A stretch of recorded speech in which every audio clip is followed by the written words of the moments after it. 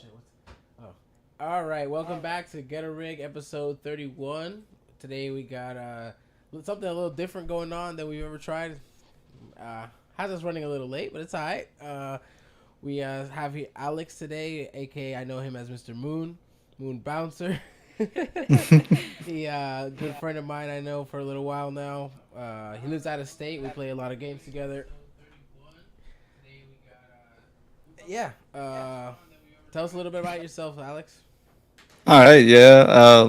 Like you already said, we play games all the time, but I'm a network engineer, or not engineer. I'm a network tech, where basically what I do is I deal with businesses when their internet goes down. I make sure everything goes back smoothly, so where they get back up.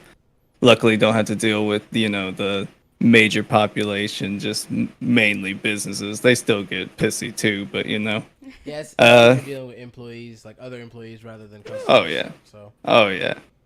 Oh yeah. But yeah, happy to be the first virtual guest. yeah, it's the first time we're doing Yeah, this. It's been a little difficult setting it up, but it's all right. We got it done. yeah. First run at it. Hey guys, if you're in the chat, give us a thumbs up, thumbs down. How do you hear every single one of us? I think that's gonna help us. And while you're at it, hit that like and subscribe button. I had to throw that in there. Hey Alex, so how did that whole career for you start? Like, if you want, the humble beginnings, I guess. Uh Kind of just luck, to be honest. Like, it's just so happened to be working landscape, hardscape, and was just tired of being out in the sun all day, breaking my back for little pay. So, I luckily had a friend in it. They kind of introduced me into it, and I've just been taking the tech route out. It's nice. Get to work from home, Don't have to worry about driving out anywhere. And, I'm kind of a homebody anyway, so I like to stay home and not go out because my old ass is too old to be out there. Old, they're going to. How old are you really? 'Cause we're I'm not I'm old. I'm 28, but I've broken so many goddamn bones that I feel 50. Really, I never heard any of those broken bone stories. We'll have to hear one of Oh, those. so many. You know, it's funny. The other day, Jay asked me, "Is this Alex?" Like Alex is in the chat, and at first I didn't, I didn't think it was you, but he showed me a video you have when you were training some kind of martial art. I don't remember what it was exactly. You broke any bones fighting? Many of bones fighting. That's where most of my broken bones come from. I've Most never. of my knuckles, most of my toes, Yeah, the toes, the fucked toes. up my knees, shoulders. And yeah, kickboxing is fun, but hitting bone hurts. Yeah, I've broken a couple toes on some knees and some shins before. That's never fun. Couple fingers here and there. I remember my first time I like really messed up. I don't know if I broke it or not because I never checked it, but I really messed up my hand as a little kid falling on a soccer ball. Boom, bent that pinky back so hard. Like I remember it was really bad for a long time. You made a bent back paper clip out of your Yeah, pinky. yeah, it's those I didn't check it that hurt you later down the line. You know, it's funny. One of the injuries I've had like the longest to heal. I don't remember what it was. Was my fingers. I remember like for probably over a year, I could feel my fingers would hurt every time I'd go to crack them. It That's would like hurt. Rodolfo. Ever since he like stubbed his fingers on the basketball, he still can't like crack his Oh yeah, fingers. when you play Nowadays, basketball, go for it. when you play basketball, especially if you get that, You jam your fingers. yeah, That just shit straight. sucks. Yeah, it doesn't matter which finger it is. It hurts like Yeah, crazy. yeah. There's some days where like my hand will just like seize up like this, and it just stays like that for a little bit, and I'm like, all right, Cool. Yeah, it's not fun, but also what I did in the past was fun at the time. So Yeah. You were saying, Mickey? cost benefit. For me, it's my knee. Like playing basketball and football and stuff like that. Like, I impacted this coming down from a basketball layup, and it messed it up for like years. Like, I couldn't run well on this leg. I was scared to like walk on it for like 4 years at least. It still hurts from time to time, but it's alright. What's up, Angel and Calvin? I saw you guys in the chat. Let me pull mine. Hey, so quickly, so you got introduced to the IT stuff. Now, did you have to go and take some sort of courses, or it was more of just kind of like learn on a job process, and then you slowly progress through the career?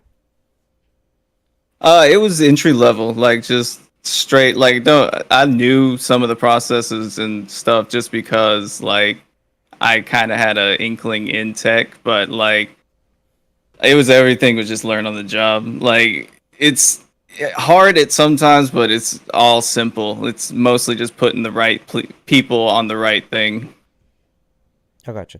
Now, would you say that's a career someone that's like, just either fresh out of high school or fresh out of college, would you advise someone to take that career path?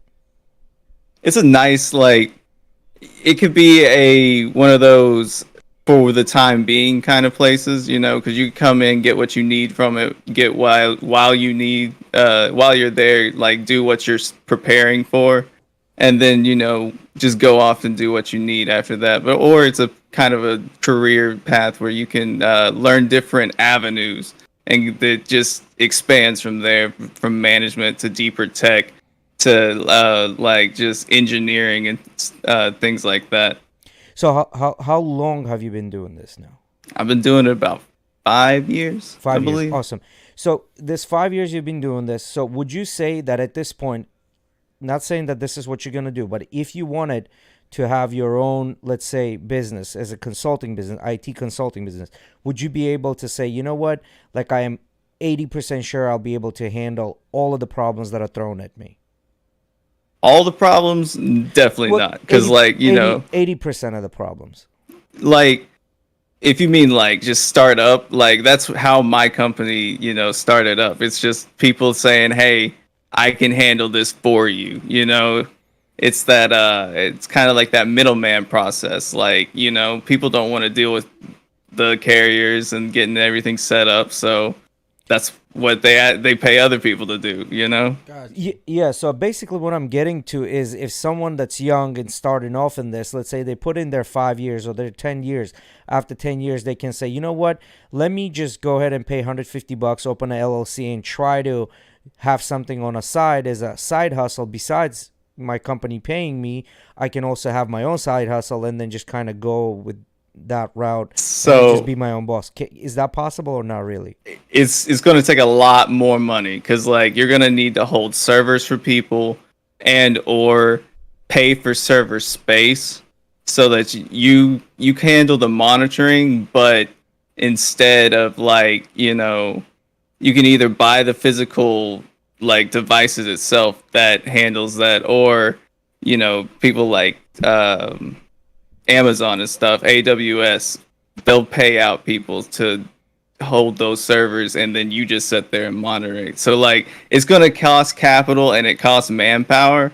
But like if you have those two, then yeah, like I said, people break off all the time in companies like this and just start, and then all the carriers and stuff are always like your internet provider might turn into a new one before you even know it.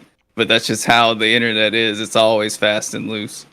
So not to give away the sauce. Let's say if you were wanting to do this, right? I'm not saying to do it the 100% correct way, like what you would ideally want, kind of like your company's running.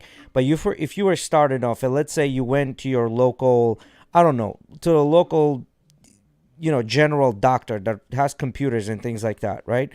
And he needs somebody to do their tech.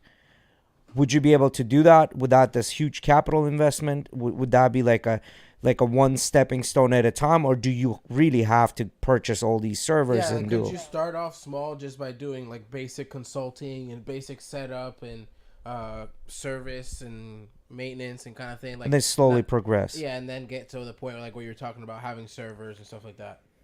Yeah, so I mean, I guess you can theoretically, like, that would be more of the physical side of the service. Like, it would be more like, hey, I'm local. If you ever need anything that goes wrong physically, I can be there to fix things. But there's a lot of there's a bunch of layers when it comes to the internet. So like someone else would still be handling for that company X, Y, and Z, you know, depending on how far it goes up. So like it's really hard to like be like, you know, come in and you can't really corner a market. You kind of find your piece and try to make as much money as possible. And as much money as possible is trying to get those companies and getting that, you know, getting like exclusivities on those companies, so to where they take all of their stores and put it into your monitoring. Got you. I see what you're saying. That makes sense. Because it would be cheaper to hire someone out that's local, because there's a bunch of companies that do that to handle the physical stuff instead of fighting them, you know, because why go to you when I already have an established company that can come and fix anything that's already handled and contract through my, you know, whatever. It's just a bunch of contracts and service level agreements. Okay. So basically what you're saying is, let's say somebody needed like the camera monitoring set up out there for them, and you would just come in and then just route all those cables, set up their computer, set them up to work, and then when there's an issue, they would call you again. You would come in and then just on a location and then try to correct the issue. Like that's not what I do personally, but in my field, yeah. There's that level. We call that level layer 1, which is, you know, a physical level. And if it's contracted out that we handle the cameras on there, then, you know, after the physical level, there, you know, it's monitoring and making sure that everything is up. You know, there's always services set up to catch and keep trying to talk remotely to that stuff. And if it can't, then, you know, tickets get raised and all that. Got you. Because they want to like be able to monitor things directly, and if they can fix a problem digitally and get that done. Exactly. Well, yeah, there's like remote into your computer, because, you know, if I'm having issues with my computer, my company remotes in, and then they get it down. That's the level 1, and then if they can't solve it, then they kick it up to level 2. That usually takes 2 days, 3 days, and if they can't figure out, then it goes to level 3, and then from there. But that can be a process. So I know I kind of get what he's saying. So basically, all those problems that we had at Best Buy that were escalated, yeah, that shit never gets fixed. Yeah, no, I mean, because sometimes you'll run into an issue where like it's literally a system limitation, and they're not going to invest a bunch of money just to fix your system limitation, right? If it's a company-wide thing, then yeah, they'll do it. But if it's just you, or let's say 1% of the company is affected by it, or 0.5% of the company, they're just going to be like, yeah, just deal with it. You know, it is what it is. I mean, but it depends on what problem is, because if you are that 1% in the company, you have to get it fixed. You're that essential. You know what I mean? Well, if you're essential, but yeah, because usually big companies are pretty good at like fixing shit that's essential, like having that running at a max capacity, and then it's just like one-offs are usually the issue, right? Like and those are usually like 95 email chains, you know, talking to a bunch of random people, because people still have access to the systems, right? So, but you don't necessarily have access to the system. Well, those systems don't talk to each other, you know, so that's... At my job, we don't try to update our systems very often, because when we do, shit typically goes wrong, or something's off. But we try and have at least one system up, because this shipping software, you know, if you're not shipping nothing out, what are you going to do? Yeah. So one more question, Alex. I don't think you mentioned so far everything about your job, your age, and stuff like that. Are you in a relationship or not? Yes, I'm married. Okay, awesome. And how long have you guys been married? I thought he was going to say he was single.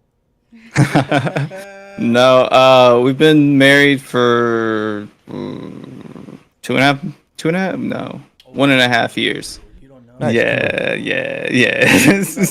I gotta see a hand come through the camera. Wow. How long have you been together in total? We got married on December 4th, though. I do know that. So. And then what He started thinking how long you guys been like dating? Like, We've been together for 5 years. Nice. I don't think we put a label on it for a couple of those years. So I know the answer to this, but for those who don't, do you guys plan on having kids, or you guys want to have any kids? 0 kids, no kids, and No children. you know, I've always been on the fence about it. So is she.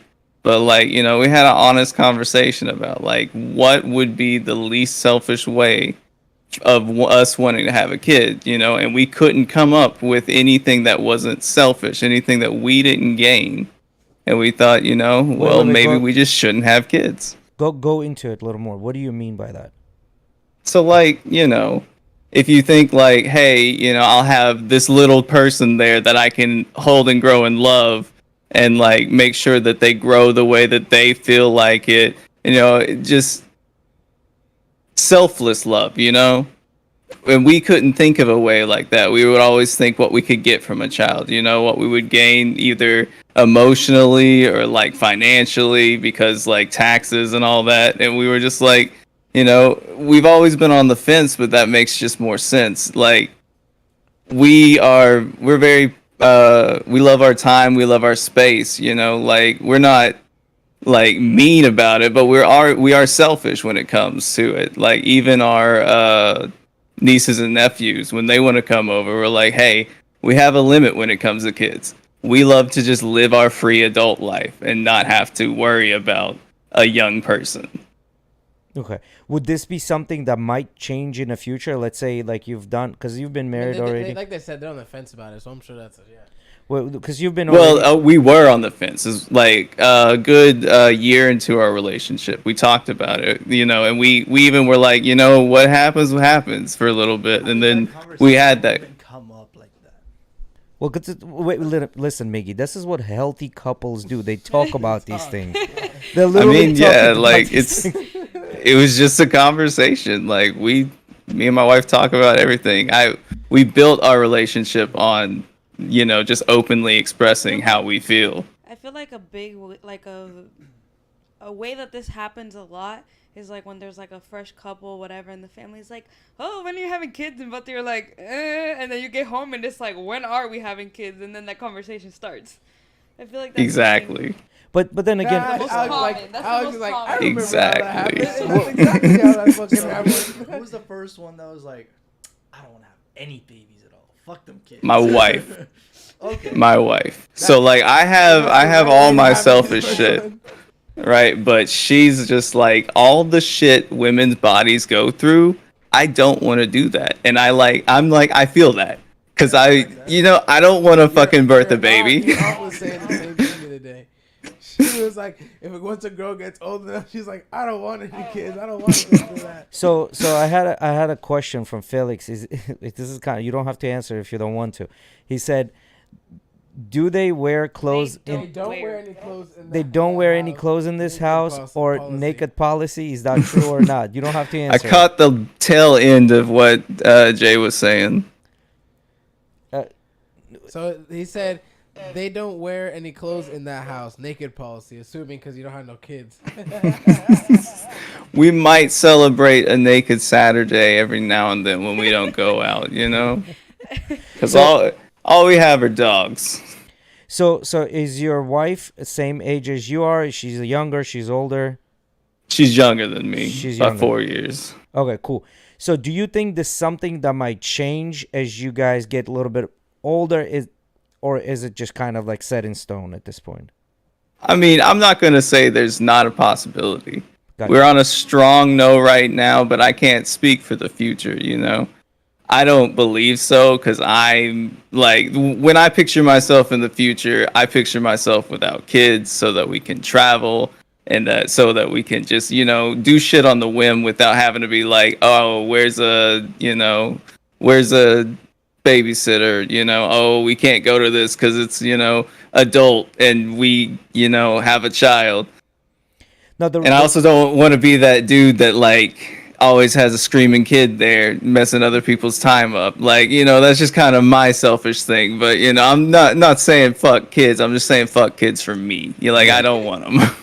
No, the reason I say that is because I do have friends on both of the camps. For example, the other Alex that's right now in a chat, he just did a vasectomy and it's like best decision I've ever had.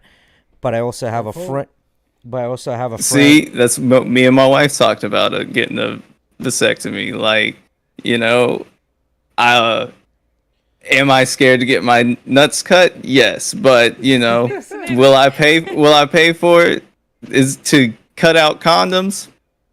it's kind of enticing, you know. Kind of tempting. So and then I also have friends on the other camp where, and he's a bit older. He's my age now, and his wife is about 36, 37 now, or something like that.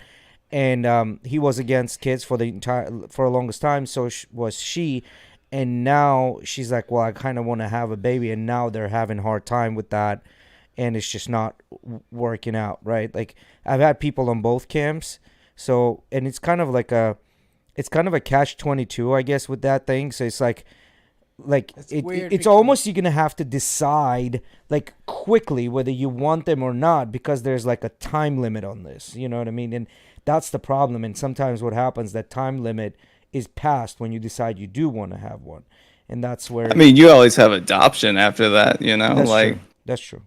it doesn't have to be your child. And even me and my wife talking about that, like maybe later down the road, like would we ever think about adoption? Like it's still a no because we don't want to take care of a kid. But like she would prefer that over having to birth. I got you.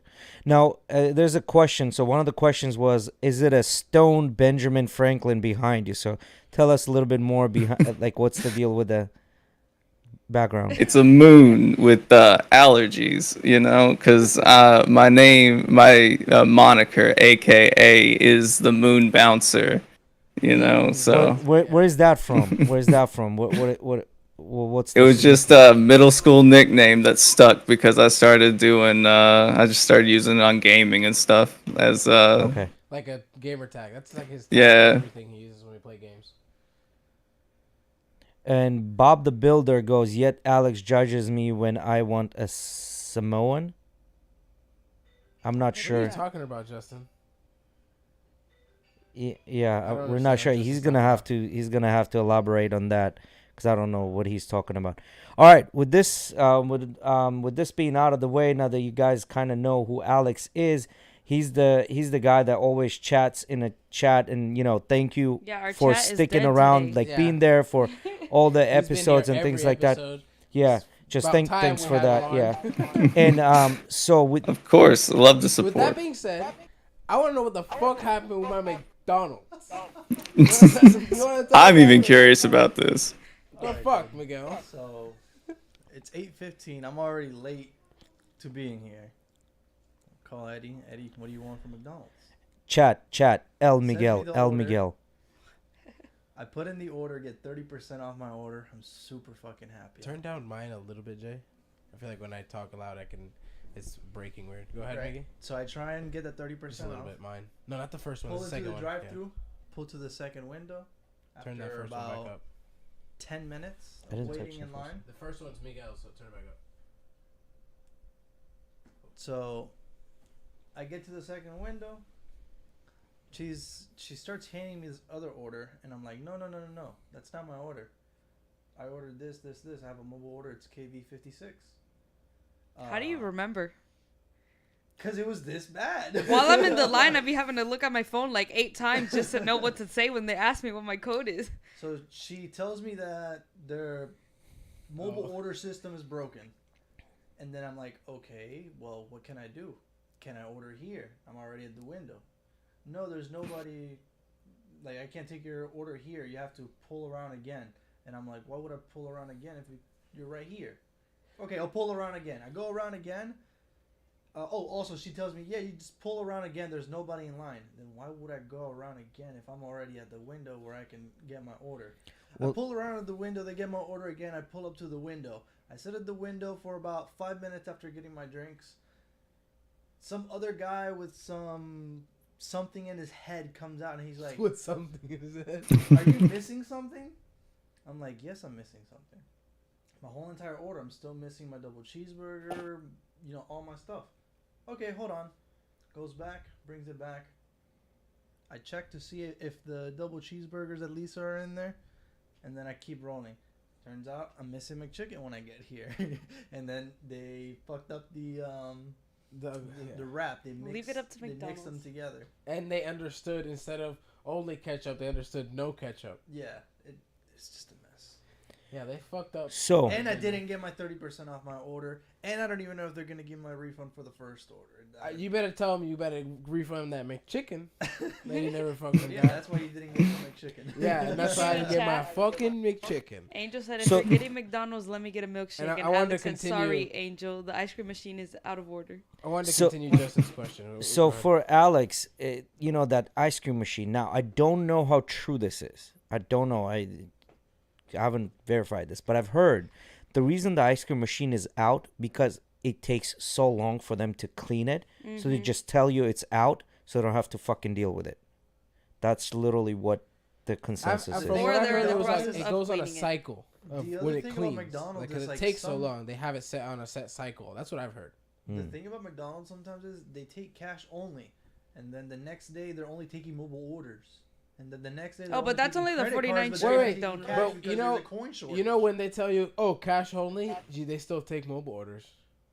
Yeah, of course. That's why I go around and do a mobile order real quick. I had to do that Yeah. shit at Wendy's the other day too, because we were only. So doing you So- asked about that. The other day at the other McDonald's on 38th, dude, I pull up to the drive-through. We're not taking any orders. I have a mobile order. We're not taking any mobile orders. I said, "What the fuck?" And I just kept going. So this, I see, started bitching back. so I What don't. you gonna do? Go in there and make your Nah, own bro, sandwich? like fuck. They can put on the app that they're not fucking taking out orders. No, see so if they were not taking Or we orders, should stop being fat asses eating McDonald's. no, no, that for sure. But if they're not taking orders, this would come down through corporate that this McDonald's is not taking orders. I've thought about calling corporate. So if the corporate says it's But not these are taking orders, franchises. that's fine. So they will still disable it because they can't just put a McDonald's not working, still have people there and not do shit. I love, like, I used to, when I used to go out a lot and get home really late, I love when you would get to McDonald's at like 3 a.m. and like, oh, we're down getting ready for breakfast. Bitch, that's not 24 hours in. If every time I get here at 3, you're closing right at 3. This not 24, you're 22 hours. You fucking hoes. That shit happens every time. If you go there at like 3 o'clock. No, but that's what I'm trying to say.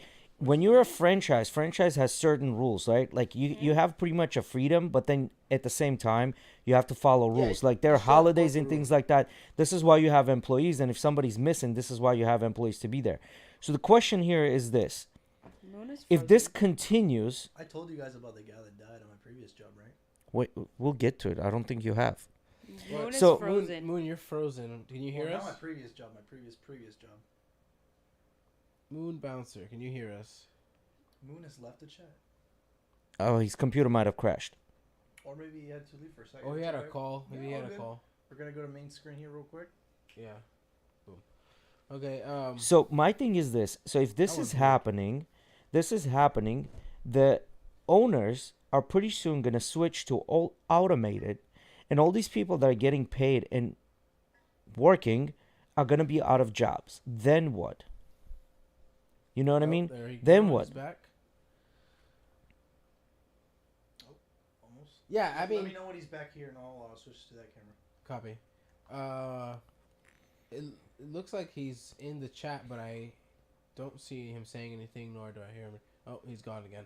Anyways, I believe the same thing. You know, like they're gonna get taken over by not necessarily AI, just automation in general. Yeah. Which it's the same thing with like transportation of goods and people. It's all gonna get taken if you over think by about it, automation. If you think about it, there's already robots that are making cars. So, how hard is it to flip a sandwich, put some lettuce, put some only ketchup on a burger? He's back. Facts. I think I'm back. My Discord crashed. Yeah. Yeah. So what we're talking about is like if this Make it put up continues, the on, franchisees basically full what they're screen gonna do, photos. they're gonna say, "F you, I'm not There gonna you pay go. you your There you go. $11. You got it I'm just already. gonna invest the money because McDonald's will finance them. They'll get the computers, and I then mean- all these people that are getting paid now are out of jobs." Okay. Right And- now, I saw today a sign. I know I've seen other ones. Or fuck it, we'll do the cheapest one I've seen. So like $14 an hour is like the cheapest I've seen that they have like the signs up at McDonald's like, oh, Yeah. we're hiring, right? So we take 13 times 40 times. No, do 36 because I think on average those companies make sure it's only 36, so they don't have to go overtime.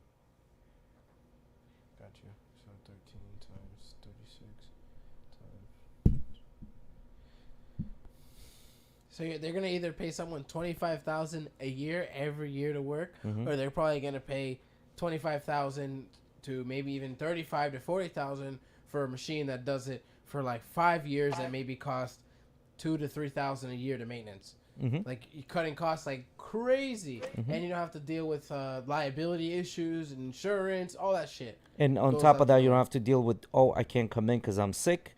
Now you got to figure something else out. Now you're gonna need to worry about hiring. So this is what's gonna happen, and I think now, Alex is one of those jobs that's kind of secure in the sense that he's going to be probably just the one to help fix those automated machines. yeah, Because there's still going to be someone to service them at the end of the day. Like, someone's still got to go out there and help. You know, AI will do that eventually. Be able Yeah. to learn how to, you know, take on problems like that. Eventually, you'll have a robot working on your car when you go into a mechanic.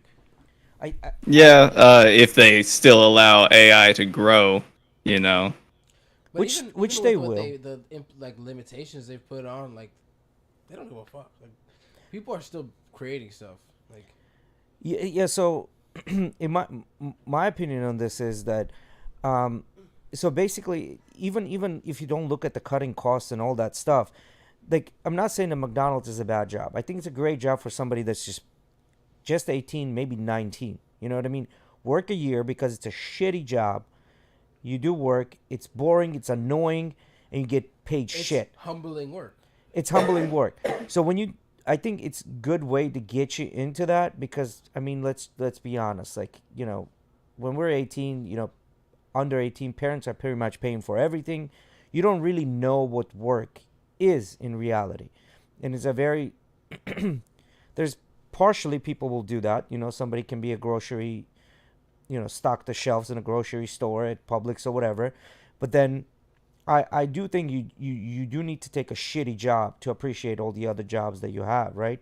Like, my job, that's literally a shitty job. No. Yeah. All right, I got a question then. So what would you say is the age that you should start working? You should start working. I think you should I start legally working. Yes, legally. Legally, I think it just depends on a majority of, you know, whoever, like, because you're going to vote for your state senators and whatever, and this is where you kind of, that's what's going to establish that legal it's age of kind of- working, right? Now, Depends on your situation and what your plans are and goals and well, no, what I'm trying to say, he's asking legally working. When is it at 14, 15, 16, 17, 18, 20, 14 whatever? here in Florida, I think it is. Yeah, so Florida is 14, right? Because it's a state legislation, right? So whoever you're electing continues to keep that state legislation, right? So if you want that to be raised or lowered, you're gonna have to elect new candidates that are going to push for that, right? But I But think he's just saying, like, what do you think is the right age? Not like, Like, what do you recommend? No, I mean I completely agree with Jay. Like we're seeing that happen now. Like there's representatives in Iowa and stuff that are actively trying to lower that wage or that age so that they can just lower wages and take advantage of child labor and still legally skirt around that, you know, What- quote unquote worker shortage. I don't think it's a child labor. I think I'll get to it. That's actually a really good thought. But let me just throw this out there. So I think as a child, within your family, you should be able, like, I want this candy, right? At certain age, when I'm not talking about when you're 6, 7, maybe at 8, 9, where you can kind of function and kind of understand things, consequences to things. You should be able. I want this candy. Let's earn this candy, right? I think 8, 9 is a little early. I'd say probably middle school because you're still in elementary school at around 8, 9 years But old. at 8, 9, remember, like, think of Jorgito. He's around 9, 8, 9. Jorgito's, Well, now he's at around 10, he's 10, 11, right? 12. But at 8, 9, he kind of understood that, like, because you can break it down to them, like, okay, I want you to get good grades, you can have this, or I want you to help me outside with cutting grass, you can get this, right? Like, Okay. like, I get what you're saying. like it's kind of a trade-off type of deal, because unless you're independently stupidly wealthy and there's a trust fund on your name where you can just blow the money and do whatever the fuck you want, you're gonna have to earn this. So the sooner you start kids with, like, this responsibility, I think the better it is. I Now, started cleaning at 11. yeah, so there you go. So, but coming back to what Alex said, I don't think it's the child labor, right? I think what's happening here is, like, you know, when feminism came around, which was about equality of sexes, right? And majority, like whoever pushed this, right, like the voting and stuff like that, were guys, and these guys were not fucking stupid, because they knew. Now, you have to be absolutely an idiot to think that, you know, by you ignoring half of your population is a good step for your company, right? So obviously diversity is better. We all understand this now.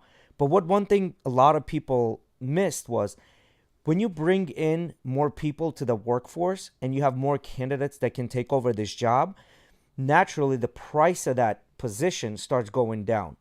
In addition to that, now you have double the amount of people that will pay taxes to the government. So I don't think it's they're concentrating on child labor.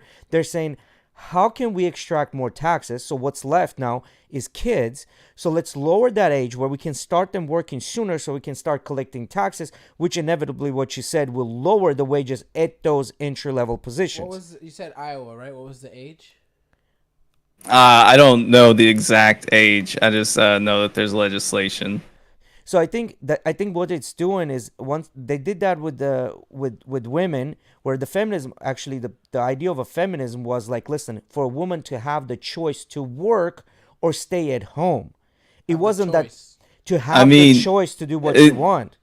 Not to like exclude all the like how feminism started out in the black community and then was taken over by white women, but yeah, racist you know, they're cutting down this age so that they can get workers that can't vote for those people to represent them when their work conditions are shitty. They're getting fingers cut off. You know, there's already been a study out showing that there's a massive problem with underage kids in the industries that they're not allowed to be in.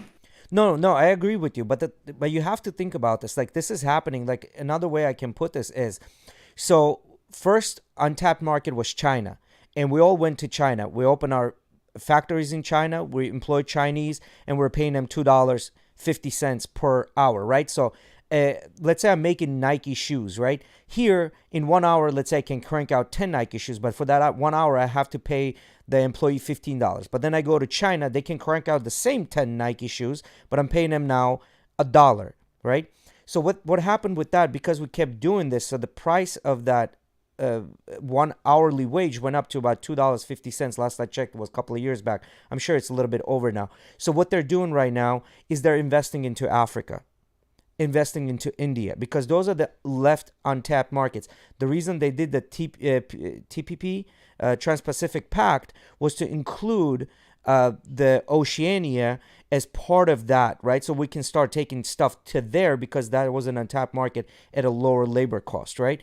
So now we're also working on and Africa. They have access to a lot of the minerals we need for the tech we need. Exactly. So this is now we're working on Africa, and who's the number one investors into Africa, which is philanthropic work, right? Big, what's his name? Microsoft guy. Gates has invested big into it. Warren Buffett has invested big into Africa. Bunch of celebrities are investing into Africa as well. Now, this is coming off as we're going to help them, but everything always starts with that.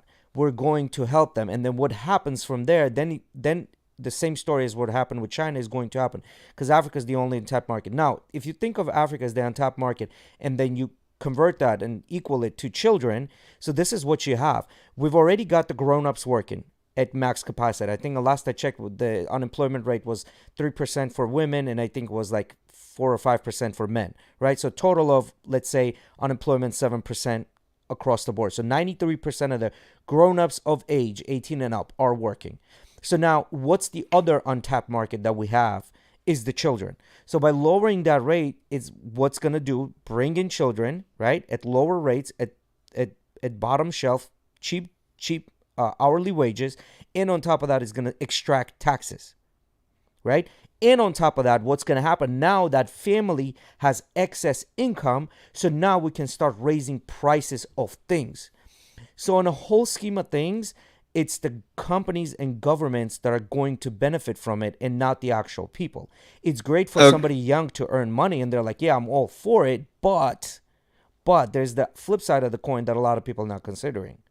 there's a saying, correlation does not mean causation. I don't know how you went from China's investment to Africa, which China is investing in hard to the point where when there was a vote to help aid with Ukraine, a lot of African nations voted against it to stay with Russia, who is Yes. also investing with China. But domestically, what I'm saying is you have a market that's manipulated easy, and then you can tax without representation. So Yes. yes, all these corporations are making money through globalization. I believe that. I feel it's hard for Americans because a lot of their jobs were moved out to China and all in the Western world because of globalization. It's not necessarily a bad thing, but it's also not necessarily a good thing when all the profits are funneled to the top and not spread out throughout the companies. No, I agree, but okay, let me elaborate a little more what I meant by China, then going to Africa, and then equating it to children. Okay. So when they figured out China, we have China, and we can pay them lower wages, right? Because the bottom line is expenses versus bottom line is the net income, right? Like it's not about the gross, it's about the net, right? So if I can cut my labor cost and take it to China, my net income was going to grow for the company. That means it's going to look better on the stock market. That means my company's share is going to go up, right? Yeah. So shareholders actually going to benefit from it because the company's producing more. So now what's happening? When we go into China, we're cutting labor costs in the United States. But by us going to China, that's actually starting to increase the labor cost in China. So the labor cost in China increased to the level where they're saying, okay, fine, we have this, we're cutting costs, but now that cutting cost is still cutting cost. However, that cost is not as much anymore. So let's look at other avenues. The other avenues were the Oceania and Africa. So now they're saying, okay, well, we can go to these regions and bring it in at lower cost than what we're paying to China, again, propping our bottom line, right? So that's where that equality comes through. So they did that with China. Now they're trying to do it with India, which you can see now they're trying to, because they're saying that that's going to be the largest population in 10 years or so. But their logistics, the whole thing sucks, right? So they're trying to fix that to get India's population involved.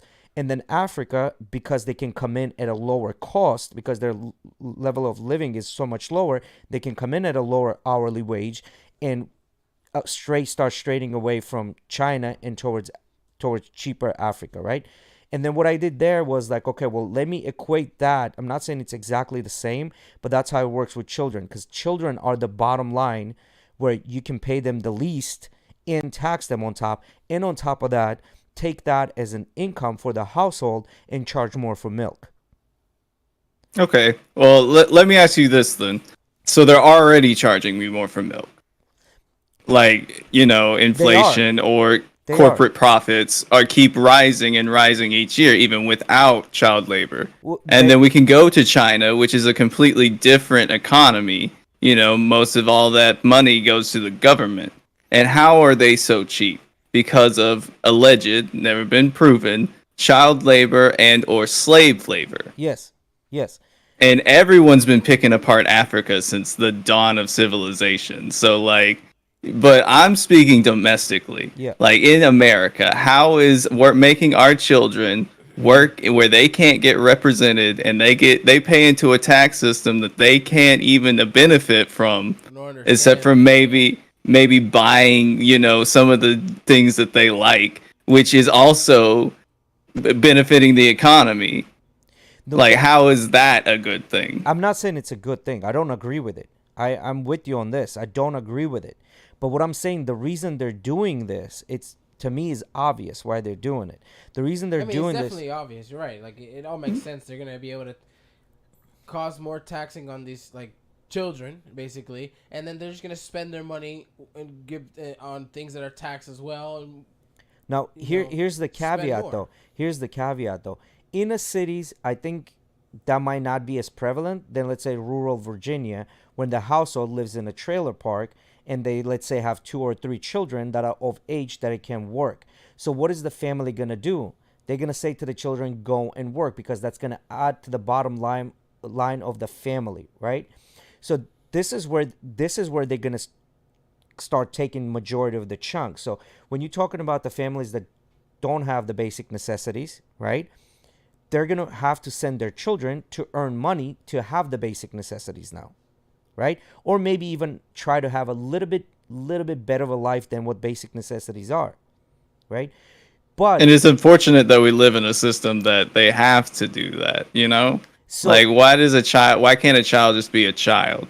You know, why do we live in a system where, you know, There's these the unfortunate where's a cases. very class heavy, like what you make is where you are in life, and if you're in the bottom rung of poor, you get stepped on over and over again. so that's true. You do get stepped on when on the bottom of the poor. I mean, they do try to help, but then there's that, call it what you want. You can call it generational curse. You can call it whatever you want, right? I think the problem here is the education. Honestly, I think it's the education. Not having. I mean, look at all the elite rich, right? Yeah. All the elite rich, they came from money. Generational wealth, you can't argue, doesn't have an Not effect all. because it has a huge effect. Not all. While people are even trying to get to the starting line, people have already passed the finish line just because daddy and mommy or mommy made money 50 years ago, you know? Yeah, that's true. However, I mean, you probably know the statistic that just like I do. 70% of the first generation blows the money that mommy and daddy made.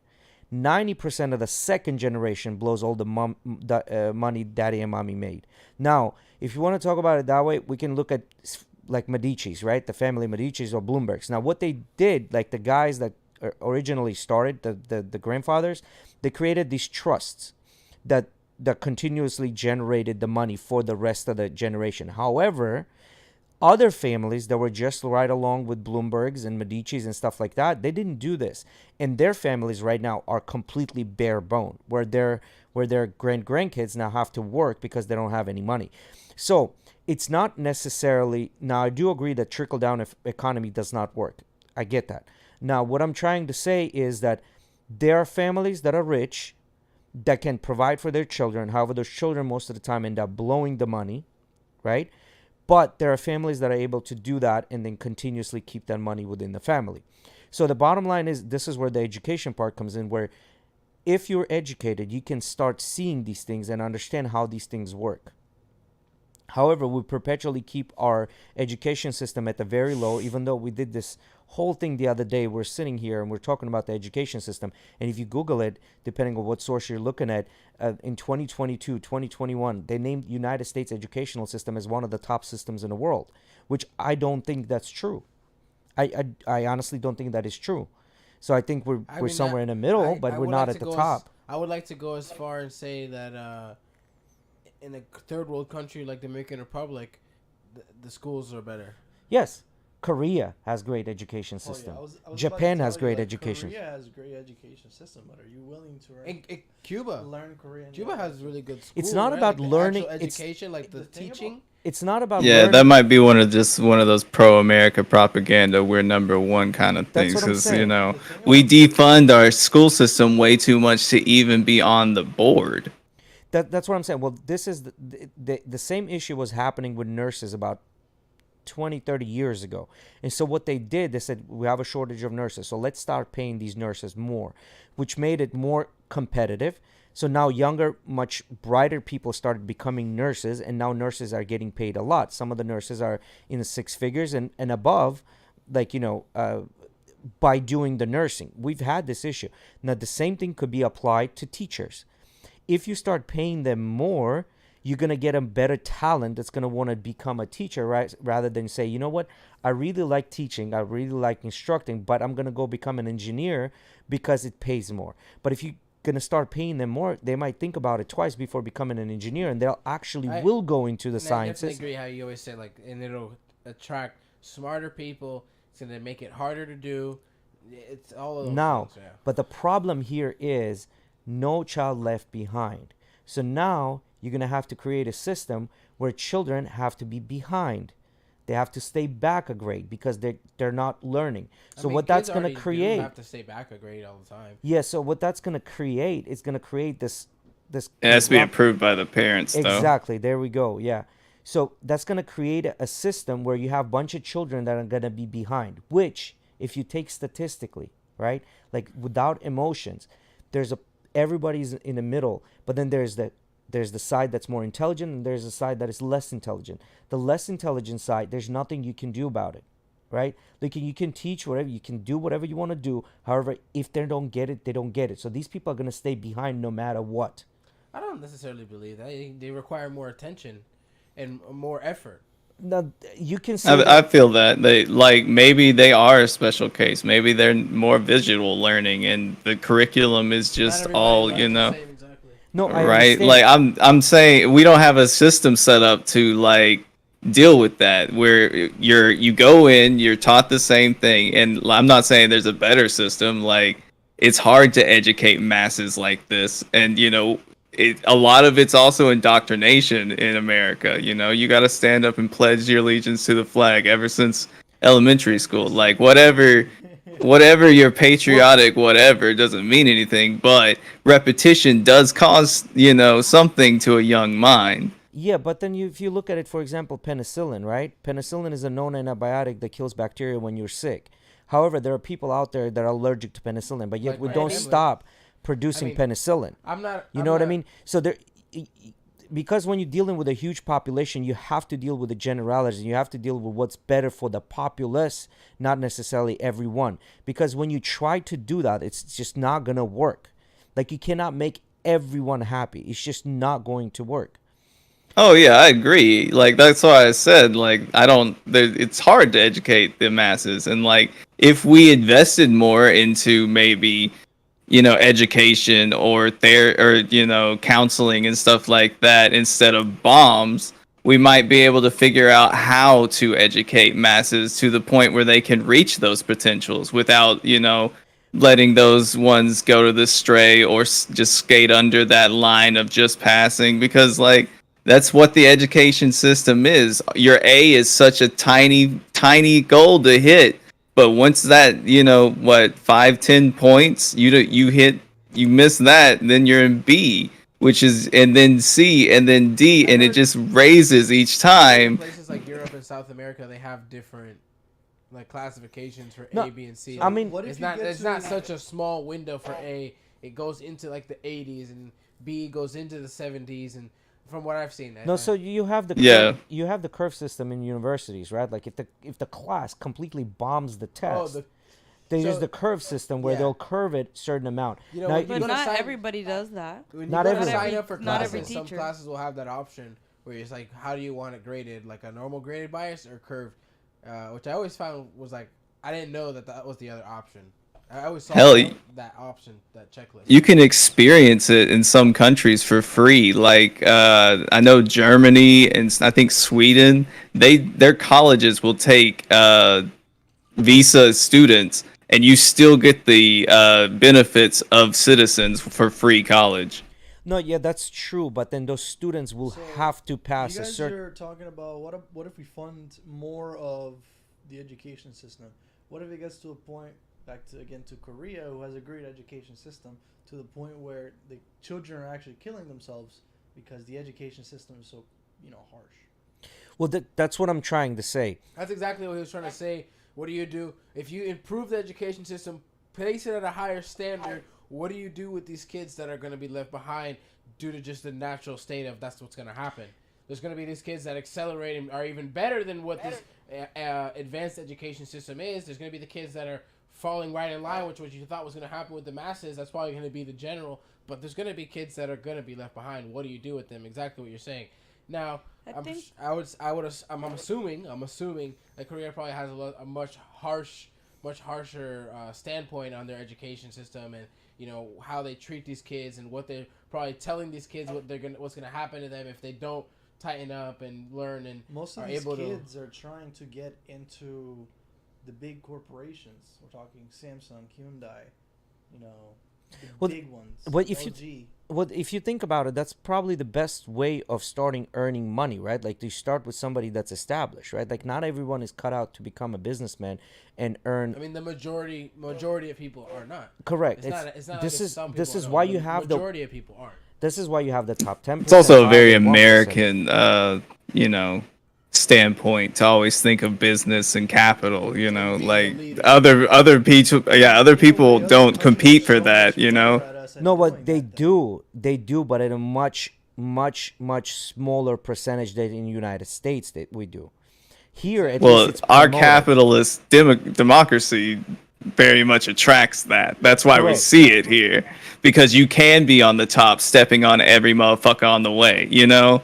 Well, that's again. I mean, that comes down to who becomes successful, right? Like, it becomes on a character traits. Like, you have to have that innate sociopathic tendency to become a successful CEO or a business owner, right? Like, this has been documented really well. But the point I'm trying to make is, when you raise the educational system, you're going to have people that are going to stay behind. So you're going to have to embrace the suck no matter what. So But if what is raising the education system? meaning not having curves. So if the whole class bombed, then the whole class bombed. Well, that's usually how it works, and I mean, Well, no, the curve system is there specifically for that. If the class But not bombs, every teacher uses Not it. every That's the class thing. is Correct. graded on a curve. yeah. no, I majority- understand. I majority understand. aren't. That's just an example. 99% of the I classes feel like aren't you on only the get curve. that type of bell curve if you're looking at things like trigonometry. And even know, still, some all teachers that would walk stuff. in and like, oh, you failed. Yeah, it was Study. only, like, for Like, example, I did my job. I only got graded on the curve in what exactly Miguel said. Really high level classes, like my AP level classes, and it means that everybody bombed. That's why they did it on a curve. So- if he or she, the teacher, would have seen that a quarter of the class was able to get at least C's or B's, fuck that curve. He would have failed the rest of the class. So And who do you blame for the whole class failing? The teacher, the class, the curriculum? Like, you know, there's many It all factors depends. here. Yeah, that's what I was gonna There's say a earlier. bunch of variables, and you can blame every single one in different cases. So what I'm Yeah. trying to say now, I've lived through Soviet Union, and then I lived post Soviet Union, and I've lived in the United States, and I can tell you this: people took pride in studying and learning and being number one. So when you went to school, like, this was drilled to you since you were a little kid. Like, you have to succeed in school. There's no other choice. Now, did you have people that failed? Yes, you did. Did you have majority of people that did really well? Yes. And as a matter of fact, when United States financial system started getting together and the algorithmic trading became a thing, 90% of those employees were ex-Soviet Union students that So- actually studied the coding, and there were math majors that came to United States because United States didn't have these math In majors. Lithuania and Armenia, you were through your grade school. You were graded on a curve system. No. No. In Lithuania and Armenia, you had 1, 2, 3, 4, 5. 5 was an A, 1 was a F, yeah. right? So that's what you had. You either got a 5 or you got a 2, one, 3, yeah. whatever the number was, Gotcha, right? gotcha. Jay, are you this old that you weren't allowed to use calculators back then? Yes. So as a matter of fact, I wasn't allowed to use We've had calculators. No, in Cuba. Yeah, he's I mean, but even here in Cuba, some you could classes, old that that didn't didn't have calculator. Like the calculators. teacher Still would have didn't use them. calculators. But Correct. if you had a calculator, they would not allow you to use a calculator. Correct. They did not but allow like us even to here, use certain calculators. classes you're not allowed. That, Yeah, it depends on that's the true, class. but I don't know. I feel like it's more accessible nowadays, at least. So Like they won't allow you to pull out your phone to use a calculator, but they'll allow you to use a calculator. It depends on the It class, depends on though. the class. Yeah, I had classes where we had calculators, but also it was like situational when we Yeah, could use them. Exactly. And if you're like, for example, like you going into like 6th grade and they're not putting you in algebra yet, you're still doing freaking like basic math, fucking So- long division, head ass. let me They're not giving you a calculator, motherfucker. so let me explain this so it makes sense. So coding in Russian system was not on computers, it was on paper. So you would write the code on paper and then your teacher would check that. You weren't typing this up. So these people that were doing that, when they did come to United States or United States poached them, they came in and they became the quants that we know now for the financial trading system. I lost you. So quants are people that design mathematical formulas that computers use to trade shares stock in a stock market. Okay. So these people that wrote the formula for this computer to trade were people that were writing this code on paper back home. Make sense? So that made them, that process of them writing it out, making sure that it is correct, making sure, taking pride into schooling system, make sure that these people were super smart. So the point is that the system can be done. Now, this would have to inherently change the entire family structure in the United States, which is going to be the hardest part, which is when kids are born, parents are pushing them to be doing good in school and being involved with the kids. Now, What to I was do gonna that, say though, there's a lot of things that will affect if a kid is smart and like how they perform in school, because like there's so many different things. Like for example, the kid could have like issues at home and all day that's all they can think about. They can't focus, or they're homeless and they can barely sleep. So like all day in school they're tired and like falling asleep in every class. yes. Or the families, like nobody even finished high school, nobody cared about it, nobody helped them, so they're like, why the fuck should I? So they like purposely don't even try, because it's like nobody Yes. in my family did it, and whatever, they don't care, they want to drop out, whatever. And Or and I don't know, like there's a lot of different things that will affect it. Or you some have- kids are just lazy. Another thing too, I think, is the mindset. Like if you try to teach somebody something and they're like, "Oh, I just don't get it," you're never gonna understand it. You have to genuinely try and be like, "Yes, I can do this," and like try. But the moment you're like, "Oh, I just don't know how to do it," you're So- not gonna be able to. so just to give you an idea, yes, that did happen there, where the kids were growing up in not ideal conditions with alcoholic parents, this and that, and they all were behind in school, staying behind classes, sometimes 2-3 years, and then they all became shoe repair men or something like that, or garbage men. They got these type of jobs, right, because they were not going through school. Now, another thing that was happening there, it was you were ridiculed if you couldn't get something. So there was a whole idea of a pride, like, I don't want to be ridiculed, so I better learn this shit so I understand this shit.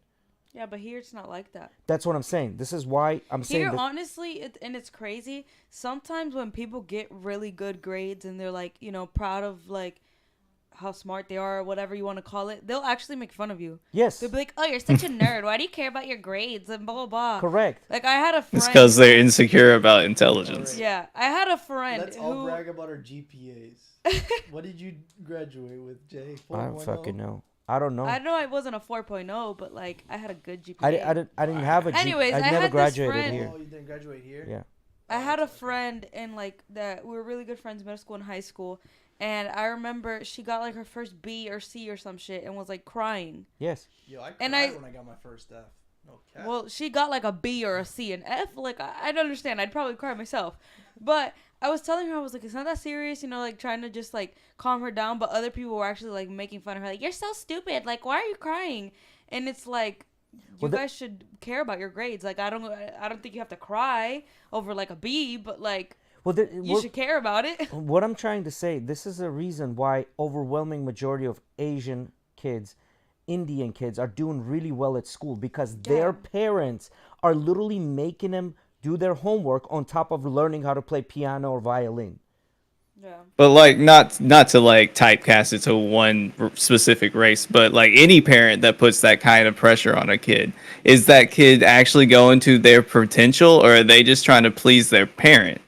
Well, it doesn't matter whether they're going to the potential or that they're trying to please the parent. The point is, if you study and you get the knowledge in you and you become intelligent enough, now when you do grow up and you want to say, F you parents, this is what I'm going to do, now you have the solid base on what you can build on. Yeah, but you again- don't have a solid base because you have years of just giving in to your parents, setting in those mental pathways into you to just go ahead and give in, instead of being able to set a boundary, be like, no, I want this. This is me. Well, this is what I'm trying to say. The only culture that has this, not the only culture, United States is one of the few cultures that has this individualistic understanding. It's me. This is what I want. This is what I don't want. This is what I'm going to do. This is what I'm not going to do. In other countries, you don't have that. There's no such thing as an individualism. There's a like, what's the word I'm looking for? Community? Communitarianism versus being individual, because like you painting your hair one color, like let's say pink or blue, was not a thing to show your individuality. Like no, like you're gonna wear the same clothes, you're gonna do this, and then the kids came out to be pretty smart on a balance of probabilities. Majority of the kids came out to be smart, even though they might not necessarily be the most intelligent. However, they were able to put a pen to paper and figure something out. What I think is he's Okay. trying to say is like sort of line to pass where it becomes, making sure your kid is staying disciplined versus, using psychological warfare on this child and, damaging them mentally. Because that definitely can happen where they're pushing too much. Well, no, so I wish my parents pushed me even more. You see what I'm saying? We got pushed a lot, but I wish they did more pushing. Now that I'm older, now that I'm Dude, older, I mean, maybe That's you. maybe I don't you. know. not but That see, everybody's different. wait a minute. Now that I'm older and I'm dealing with the world and I'm paying my bills, Like, and I know mean, what it's it a takes. spectrum. You have the ones that were pushed or pushed, and then you have the ones that were left in the, Yes. cut and not even thought about. Yes. And, it was either left to them to succeed, or, they found their inspiration somewhere, or they just failed. Yes, and this is what I'm trying to say. Like you're going to have those, I hate to use this word. It sounds crass and emotionless, but statistically insignificant part where the majority benefits and then there's this tiny minority that everyone is fighting for. This is what I think is not necessarily what's conducive for overall population, because you can't save them all. You can save them. You can save. Now, it would suck if that was my family member. For me personally, it would really suck. I understand the emotional aspect of it, but you can't just make everyone happy. So what do you have So to do? then what do you say to that minority? Suck it up, Buttercup? You're gonna have Because to. they're still a part of the population. They're They- still a part of your economy. Yes, and as I said, that's why I said it's kind of an emotionalist thing to Don't say. you think? But yes, that's what you say. Why don't we set a hierarchy into school? If you can't test a certain amount, if you can't test a certain standpoint, you get pushed into a certain schooling that moves you into that warehouse but they factory mentality. And if you can test higher, it moves you into that businessman mentality. If they- you can test even higher, moves you into that entrepreneurship, kind of thing. Create a hierarchy, but give the opportunities across the board regardless. And one of the biggest things I think is school needs more money in paying the Yes. paying the teachers more, like you're talking about, making it harder to become a teacher and paying these people more. Because how do you expect someone to want to go and get a bachelor's degree, get into who knows how much debt depending on what school you're going to, and then make barely $38,000 a year and pay Why are you worried about getting shot? So no, I Get into understand that that, and they have that system in Germany. They have that system in Germany where they, let's say you're not good with math and literature, whatever, but you're good with your hands, so they push you towards that Yeah. to become a mechanic, to become a I don't know, woodworker or whatever it is, right? Like to go into trades, they push you to do that. However, in our society, I don't think it would work unless the whole society fundamentally changes, where this individualism, it doesn't become a thing anymore. Accepting. Like, Well, I don't want to be. Let's say get I what you're don't. saying in a sense, I don't want to but- be a mechanic, but I that's what mean, I'm good at. individualism is one thing. That's just your expression. But like we had those things set in place, We used to have like trade schools or companies come to high schools and speak to the high schoolers about their, different options. Or we had more trade classes in high school, like wood shop or cars or whatever. But then when the big push to college happened, so that they can make those for-profit colleges get more money, we started cutting out that. We started shaving the fat so that we could start just pushing people into college that might not necessarily needed to go to, a university and would have been better off at maybe a trade school or just going straight into the workforce. Yeah, and this is what I'm getting I to. still don't That's understand actually. what the point of going to a big university is. It's more people. It's I harder to will learn tell you what anyway. the point of. The only thing that I Because find interesting it's a about big universities, university. It's about the name. connections. No. So going It's to all a name. university, whether it's a big university or small university, right, or a college, going to university and getting a post-secondary, getting that secondary education is going to almost not, I don't want to use the word guarantee, but it's going to give you a better probability of making more money. It is. It simply is. Not these days. A lot of college graduates are now saying, and like I'm not saying like the liberal arts Yeah. like degrees or the psych degrees. I'm saying like engineering degrees and like these big money degrees are not being able to find jobs because companies now are cutting their costs by being like, we can pay someone that's not technically gone through all this a little less to do that job. Yes, and it's always been like that. But what Miguel was talking about, what is the benefit of going to a big university Instead Oh, of like versus- a Flash. community college. Oh, no, Flex. I think It's you're- all a flex. clout name well, of university, be like part of a saying I have it from sorority. Harvard or saying I have No, it no, from no, no. these So- Ivy so- League- so I see what you're saying. Experience too, yeah, like So- sororities. You're gonna have Dorms and all that. If you clubs. wanna. You're going to have parties. You're going to have. Well, no. events. So here's where that comes in. Unless you go into when you call a big reputable school such as Harvard, Yale, Ivy and League shit. Ivy League shit. Now what that does, forget the study's obviously going to be much harder, like MIT and things like Yeah, that. you're But gonna what have the highest level of shit. But what more importantly, you're gonna make those connections, and connections you never know who's gonna become But what. what do and those gonna, connections come from? Because you went to the school with Ivy League Exactly. school. With the There's name. people With all on the- Wall Street that basically only why- hire from Harvard. Like, Correct. there's companies, these big Fortune 500 companies that are like, we only pick from these people. And even Harvard is like, we know this, so we're going to continue to push through the people that we want to make money because we know we get donations from that. It's all a flex. No, I agree with that. However, that's how the system is set up. So if you want to have a good job, that's what you need to do. So you should, in my opinion, you should strive for these Ivy League schools, and you should strive to get your grants to these Ivy League schools. And if that Some doesn't people come- can't pay for that shit. Like, I understand. they might make all the things and still get a full ride, but still not be able to cost of travel, living in another state or something like. I understand that. I understand that. What I'm saying is, in that case, when it's not working out, and the other choice you have is Iowa, Des Moines, then in that case, you might want to look into a community college within your state and close to home.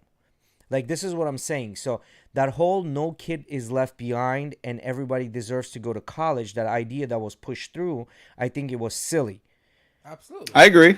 I mean, I'm a child of it. Like, I knew that I could play the system, do the bare minimum, come in, just pass the test to show I know the curriculum, just not do any of the homework, and I'd still be moved on no matter what I made. Yes. So that's my point, and this is what I'm saying. The education system sucks because of this whole no child is left behind. Now, with that being said, again, this is very emotionless thing to say. So in a but- way, now that I think about it, though, we do have the school system. I think what's going on is that we're not implementing the versatility of being able to choose what you want to learn or how you want to learn it earlier on, because we still do get that option, but only later on in colleges. There are colleges designed for this, colleges designed for this, Polytechnic universities that specialize in medical fields. We just don't have that earlier on. We do, but it's all And those privatized. Exactly. And those people that do get left behind, those people are most of the time unteachable or have some type of mental disability that disallows them from learning. No, I understand, but none of us out here is striving to go to Kaiser University. You know what I mean? Remember those advertising things that were coming up? Go to Kaiser. What are you doing right now? Sitting at home on a couch? Go to Kaiser University, right? Like, none of us is striving for Kaiser University. Now you're doing St. Petersburg College, which what I did, and then later I had to go to USF because St. Petersburg College did not offer any more classes. If they did, I would continue going to St. Petersburg College. I understood that. Listen, whether I go to St. Petersburg College or USF is not going to make a big difference within my being able to obtain and retain a position within a company or whatever it is that I'm going to do, right? So this is my point. So that's why every child should strive for that Ivy League. So how can you do that? If there's a constant air in a family that you need to be doing this. So if the child is coming home and they don't have somebody, like I remember my mom would sit down with both of us after, this is after working, cooking, cleaning, and doing all that stuff, make sure we did our homework. So she was doing the homework alongside with us while we were there. Whether it's your mom or a dad, there should be somebody supervising this child at home to do the homework. Now, we've removed that because we're so busy with our day. You know, we push this whole double income households, prices are high, we want to have this, we want to have that. So now the parents are coming home absolutely fucking tired.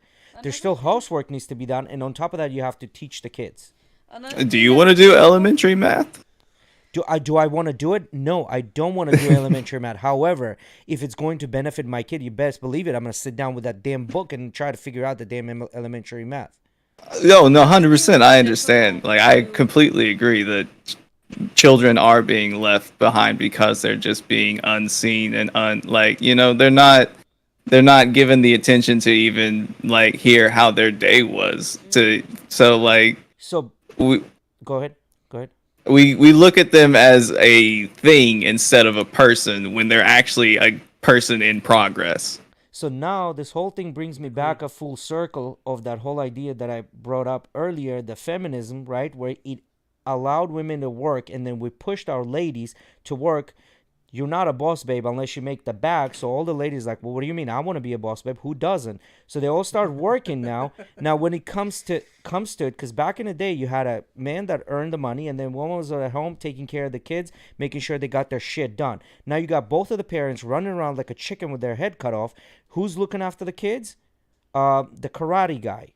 The soccer the soccer field guy or a 13-year-old nanny that's texting her boyfriend and inviting the boyfriend over to the house. See what I mean? I think this is the issue. We destroyed in the United States, we destroyed the nuclear family. We have. And this is where the issue comes in. The way of like doing things has changed so much that like it's difficult to teach. Like it is. I would ask my parents for help, even in elementary school, and they'd be like, "I have no idea what I'm looking at." So then I started asking like my brother or my sister-in-law, and like they would have to like look up videos and learn how to do it to be able to help me because it's changed so much from when they were in school. Mm-hmm.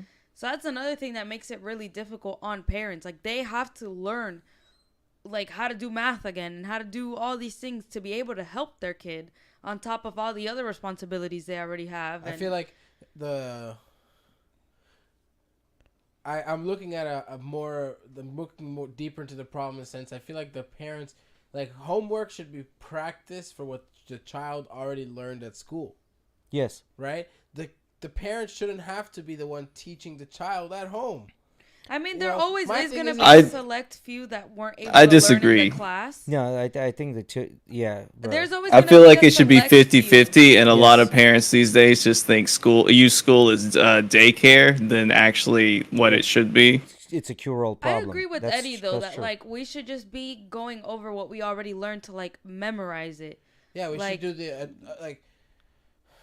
the learning of the equation of following a formula is done at the school by the teacher that knows what the fuck she's doing and teaching you. Yeah, but then the kid's job, because that's technically your job, is to come home and memorize that formula and then do enough problems for you to solidify that formula in your head. And that's going to come in with rinse and repeat. But a lot of the kids, what they want to do, they want to play Fortnite. Yeah. The fork knife, you know what I mean? I think there should be I think it should be to where, like, you're practicing what you already learned. Like, a lot of teachers be like, oh, we didn't get to go over this in class, but still do the homework on those questions. And then the kids get home and they're lost, and then the parents have to help on, like, relying on just complicated, like, trigonometry thing or whatever. And I agree with that. But, like, I understand there's always going to be a select few of kids that, like, the way that the teacher like does her lessons, that kid just doesn't understand it. Like, they're more visual and the teacher's doing a different way or whatever the case may be. And there's always going to be a select kids that need more help at home. And then you're gonna have but that I one feel kid like that's the majority ahead of everybody shouldn't. and does the homework, and everybody copies off that kid. Yep. Yeah, it's Arthur. That was me, Arthur just off Miguel. Yeah, Arthur just put through math nowadays is the worst thing I've seen. And we had this conversation. He was helping Jorgito to do math. And he did the math. Like he literally did it in like 2 seconds. And Jorgito's like, no, I can't do it that way. He's like, What do you mean you can't do it that way? Yeah, that's Is another this the thing. They answer? He complicate goes, yes, things. that's the answer. He goes, They have no, some new we have to shit do it called this some way. Core, right? Core or something. Lynette was telling me. I feel like, I don't know. Yeah, Common Core. The way they're showing math, apparently they're Like I everything talked- is stretched out. Like I talked with this about Lynette. When it comes to math and breaking things down, you know, sometimes you have it to where if I tell Jay, hey Jay, what is 5 plus 7? Jay's brain might think, okay, 5 plus 5 plus 2. Or my brain might think, oh, well, that's just the same thing as 6 plus 6. It's just that simple of the way that you might think about it and the way I might think about it, and like they're breaking it down. And I feel like for what it looks like, what they're trying to do with math is when I learned math as a kid, they showed very small fundamentals and kind of let you create your own route. Right? Well, see, and maybe it didn't click as easy for everybody because they weren't showing you the specific. well, no, specific way. whatever they're saying is true. So whatever Eddie's saying, that's true. You might think that it's 5 plus 5 is 2, but when I was learning, we had to learn our like, you know, 5 times 5 is 25. Like, Yeah. you had to know this Yes. by heart. Yes. There was no choice. When you went to school, when our mom would take us to school, she would question us on the But- way to school. She would ask us, What- "What is 5 times What I 5? meant What is 4 that times 5?" The process and to get into the answer sometimes is breaking down a little bit different in everybody's head, right? And from what it seems, they've found this one specific way that they think is the best. That's not necessarily clicking with everybody. So Yeah. this is a good example. Now, for example, 12 times 12, 12 squared, 144. How do I know this? Because I memorized that shit. I didn't break it down in my head. I didn't do horrible at this. multiplication. I didn't do that. I just memorized that shit. By memorizing that shit, you start building patterns in your head. When you starting let me- connect them. So I understand that, but that's how maybe you look at it, but then think of 3 times 11. Someone might think of it as, because I know 3 times 11 is 33, right? But somebody might think, okay, well, I can do it as 3 times 10 is 30, and then 3 times 1 is okay, and then that's 33. Just that simple like different way of going about the same process. Everybody's brain works. Yeah, but differently. when you start memorizing things, right? When you start Yeah, I memorizing get what things, you're saying. our brains are smart. We start yeah, building It's I using patterns. like a- different, but It's using the like a building block. Like I don't get me wrong, I don't understand it. I had helped my sister with it when she was going through school, but like it's setting those things to like more core numbers to where your brain associates them so that you're not just memorizing this number times or plus this number is this. Your brain will actually mathematically break that shit down. To add on to that, if you're talking about numbers that you have memorized before, or you're not used to, you're gonna struggle. Well, no, this is where that memorization part comes in, where you burn it into your brain, right? It's not your Yeah, but you can burn I had talked with 350. you about this before. You can burn in your head 356 times 256. No, you can't. You can. So- Obviously, you can. This is why you have the So that's pen why and they paper. break it down to core maths so that everybody's able to understand it at the same level, no matter what. Am I wrong here? That's You're, true. You're right. You're absolutely right. But they try to do that across the board, and in certain situations, a small bit of math could be broken up a little bit differently by everybody To else make and it still get the easier same. and still get the same So result. so It's the still got number the you same- said, 356 times 250, whatever, right? So the way you do that, the way I know you do that, you put the number on top, you put the number on the bottom, and you multiply across. Boom, boom, boom. You multiply everything across, and then you Cross add them all up. multiply, yeah. And then you add them all up at the bottom. But I don't know how they do it now, You but know I'm how I do sure it? that's not how it You know is. how I do it? pull out my I pull phone. out my phone. Or you say, That's fine. You Or- pull out your phone. That's fine. I thing get or it. you is, though, say, like, hey the Siri, way- what's 356 times You're gonna do the 256? Aussie method. the thing I mean, is, we are though, that, androids like, these days. what Arthur was saying when he was helping Jorgito with fractions. You can do it like either off the top of your head or with like one or two steps, like write down one or two things. But the way that they're doing it now, they're trying to break up things so like complicated and break it up that he was saying that he ended up with like 9 different steps and 9 different lines of different work he was trying to do versus the 2 that Arthur did. Well, For some people, that makes it easier. Their brain works that way. They figure it out. For other people, it makes it more complicated. Like Arthur said in the chat, that leaves more room for mistakes. If you have 9 different lines to solve 1/2 times 1/4, that's going to complicate things so much more. Like if you put one little number, then everything's wrong. You have to figure out what line you messed up. And So my thing is, since Arabic numerals were introduced, mathematicians across the board over the years have developed a system how to do things. And then we get to 2000 whatever, 2001, 2002, when this common core became a thing. So they said, you know what, fuck you, 2,000 years of math evolution. We're gonna come up with our own new system that's gonna be better than what for 2,000 fucking years these people have perfected and created rules to make it easy. For example, a simple thing. Everybody knows speed of light, right? E equals mc squared, right? However, a lot of people don't know that that's not the actual formula. The actual formula is E equals this fucking squiggly shit gamma mc squared.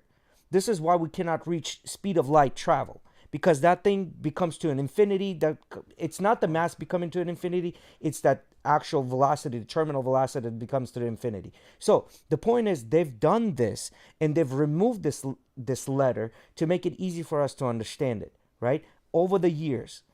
Now, when we're coming in and redoing the entire system, we need hundreds and hundreds of years to perfect this damn system. And then what they're expecting us is like, okay, well, these kids should understand it right away because it's common core and we're breaking things down. So, but the speed of light is just a component of that formula. Yeah, It's not what it correct. means. Yeah, E equals mc squared is more the theory of like mass and energy. Correct. But the actual formula has this squiggly, Yeah, it looks like a what you're saying. Y right in Yeah, front but of MC squared. I just remember like E equals mc squared isn't the speed of light. I was like, what? I knew it had something to do with the speed of light. It said the speed of light is a component. It's part of Yes. E equals But mc squared. but that whole mass moving within a space, this is the reason why we can never achieve speed of light travel in anything, because that gamma reaches infinity.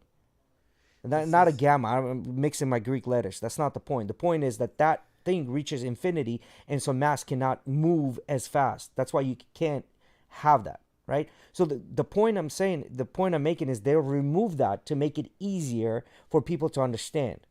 So they've gone through a bunch of theoretical mathematicians have sat down and gone through a bunch of theories, and they figure out, okay, we can remove this and we're not really going to lose anything unless these people go into like launching rockets into the space. Now then we'll introduce this to them. The same thing happens with biology, same thing happens with microbiology. When you sit in a biology class, they're telling you this protein does this and this protein does this. And then as you go further up, they tell you, okay, well, this protein couples to this damn thing and releases this, and then it does this, and then it does this. See what I mean? It's getting complicated. It gets complicated. I mean, as yeah, you but go. also science is always evolving, like constantly. It's constantly questioning itself and it's constantly finding itself wrong. So like, That's and true. not like wrong in like a law, but like wrong in like there was more information out there that we found. Like for example, matter cannot be created nor destroyed. Yes. Well, that's not correct anymore. It can be created with the whole Yes. thing. How they have found that. Well, you can create antimatter in a vacuum. There you go. And then they're actually finding that there's a lot of actual physical activity going on within this vacuum where there's supposed to be nothing. Yeah, and that happened when they created that thing in France. It's a hadron Well, collider. They collided two hadrons, and then they see what's inside They it. figured it out because of something that hit the Earth, some meteor or some shit that hit the Yeah, Earth. the hadron collider was really introduced for that, where they were just collide proton. Atoms. No, it wasn't atoms. They would collide neutrons at a high speed, and when neutrons collide, they break up, and then they produce other things. So we think of an atom as a proton, neutron, and electron, but in reality, their neutron is composed of something else. Yeah. So yes, I agree. The science is And they constantly. still teach. And I was looking into this a little bit the other day. They still teach the whole thing of matter cannot be created nor destroyed because they're finding it so hard to convince a lot of these scientists that believed in this for so long to kind of like flip the switch. Well, no, you can flip the switch when it comes to you when you're doing something specific in that field. For the general populace, that's fine. Matter no can be created. No, it doesn't matter because you or I probably not gonna ever use that. So for us, that's sufficient enough. I'm sure that in the future it's gonna spread out. Yeah. Once But we that's a start learning more. scientific theory, though. You know, they've already hit a hypothesis, and they've already tested it.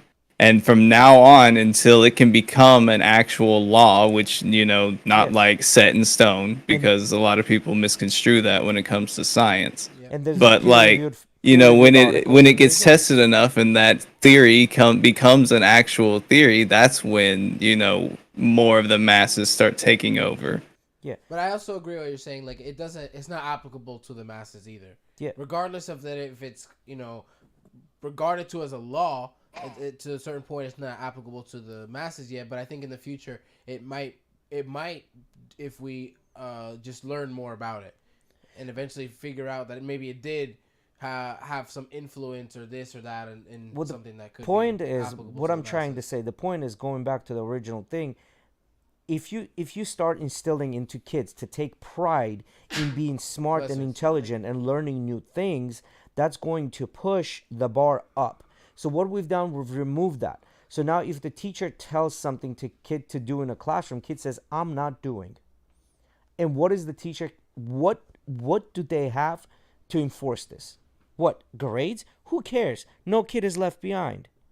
I mean, for me as a child, it was, all right, we're calling your mom. No. Well, okay, but that was a no, because your mom would have whooped your ass, your dad would have whooped your ass, and then God forbid grandpa heard about it and he would whoop your ass.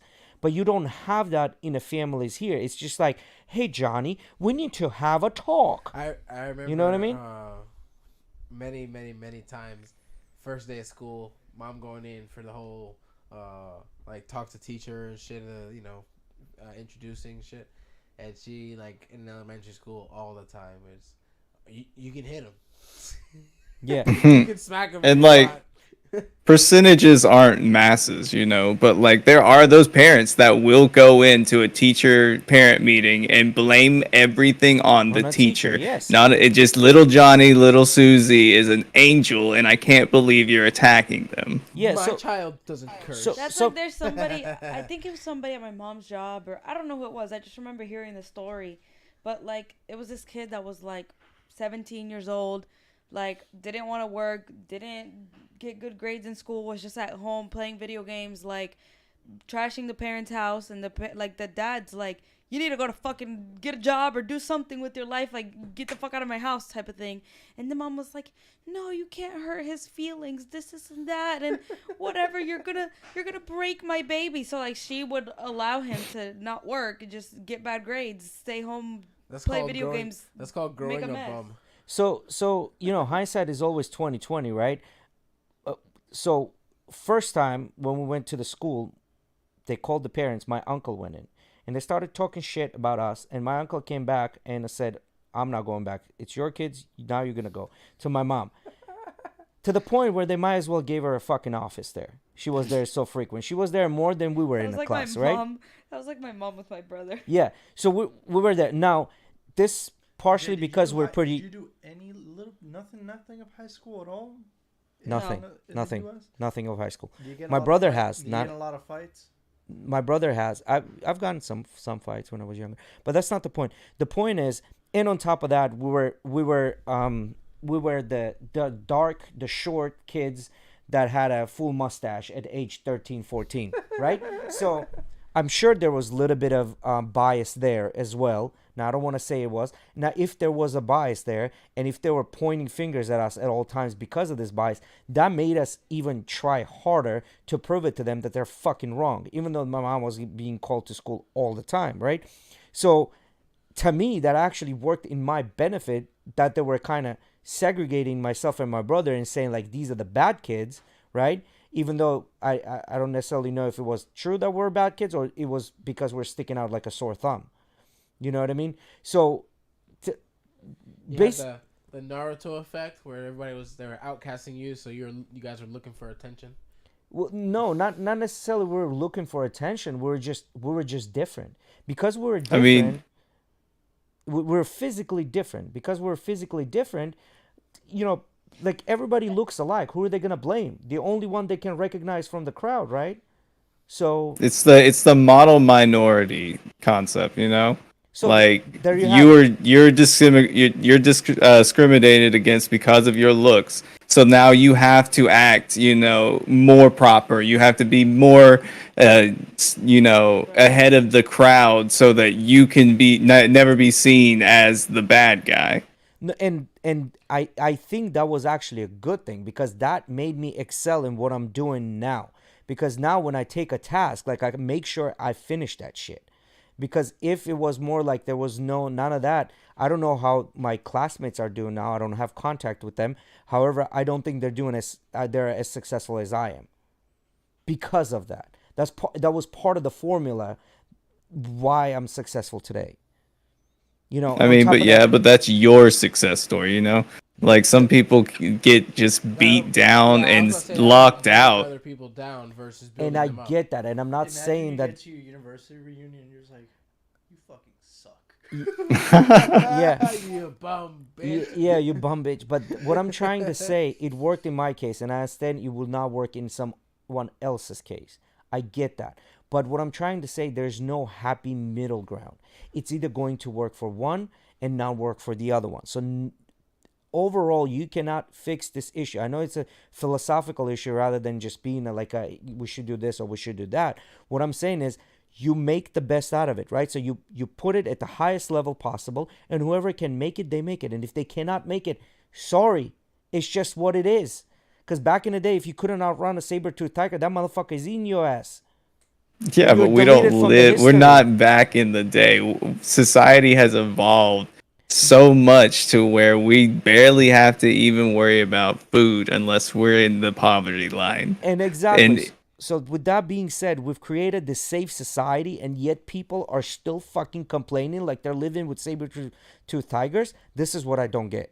well, I'm pretty sure they weren't complaining about rocks and saber-tooth tigers because they didn't know that, we had things like memory foam Nobody and knew that. fucking microwaves. That's Well, Like, that's the reason for the complaining. and you have those humans that'll be fooled I off the understand. grid, still want to live out by the wild and hunt their food and live without power, and like that's their choice. But society, in a whole, has come together and built, like, starting from farming to drinking milk to, like, it's all just us trying to set rules for each other while also trying to live in peace and harmony.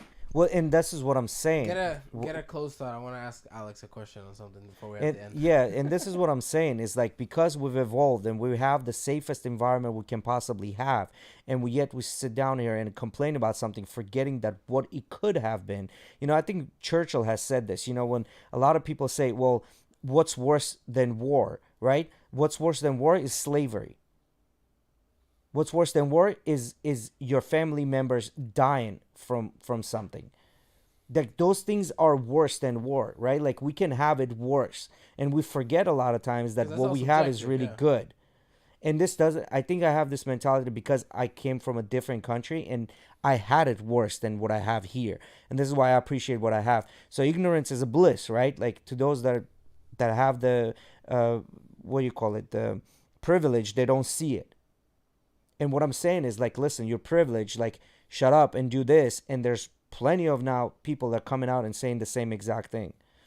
So if these people are saying, they must be fucking true. So if they must be true, they might know a little bit more. So why don't you just listen to what they're saying and better your life versus I going out mean, there and I would complaining? agree that the privileged do get their spotlight, but I also feel like that percentage of privilege gets put in overmass when it comes to the people that are literally legally being put down and tried to stamp out so they don't get representation and or even a cup at the table. No, and I understand that. Like in the United States, yes, I can't speak for other countries. I only know through secondary sources because I try to keep my news, international instead Yeah. of just localized. Well, first of all, you don't have a news source that will give you both sides of the story, right? I think, what's his name, the kid that created PragerU, um, the tall kid, I forget his name. He tried to create a news source like that, and they got defunded pretty much. The bank pretty much cut a check. His partner said, "Hey, listen, we have no money in the bank," and he calls the bank. He's like, "Where's our money?" He's like, "Oh, we cut the check for you. We're not gonna house your bank account." So they saying that they try to create a unbiased news source where they give you sides from both sides, but we don't have that right now. I dare you to go look to find a news source that is not biased. Even Oh, that's why you broaden it. That's why I mean, as much as I've seen Fox News, OAN, and Newsmax, I see like everything in between because that's how you have to do news in America. You have to make the story yourself to see what everyone's saying and just try to focus on the facts because it's all trying to get views to get money. yeah, or you can say fuck it. I'm gonna be on my Fuck it. road. Or you can say Really literally pay that. attention, yeah. Fuck it. I'm not gonna pay attention because right now this whole thing doesn't really affect me because no president has ever fucking bought me a sandwich, right? And if the And that's what they want you to do. They want you to say fuck it, don't pay attention so they can get those backyard or backdoor deals done and validate rights and do all of that. Didn't get you $2,000. huh? Daddy Trump didn't give you some money for stimulus. No, they didn't because the $2,000 they gave right now they're taking it back four times over. That money that they gave you, they took it back 3-4 times over, and I don't know how many people have kept that. So How are they taking it back? By inflation? Do you mean PPE loans or do you mean like the stimulus? The stimmies that came through. The stimmies that came through. Because what happened, people spend that money right away, and now everything else went up in price. And That has nothing to do with it. Yes, Yeah, well, it might have a little bit to do with inflation. I can give you that, but it's corporate profits that are the biggest majority of why everything is smaller for a bigger price. Well, but see, this is where I agree with capitalism because if I'm opening a company, my job is to maximize my profits. My job is to do that to make sure my company is thriving.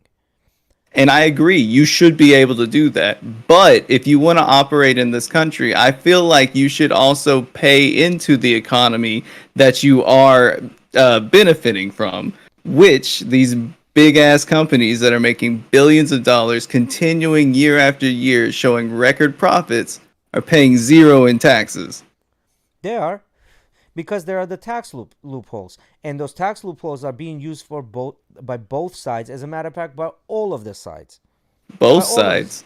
Poor people can't use tax loopholes. No, I'm talking about the Democrats and Republicans. Those are the ones that create. Oh yeah, 100%. Democrat, Republic. I'm neither.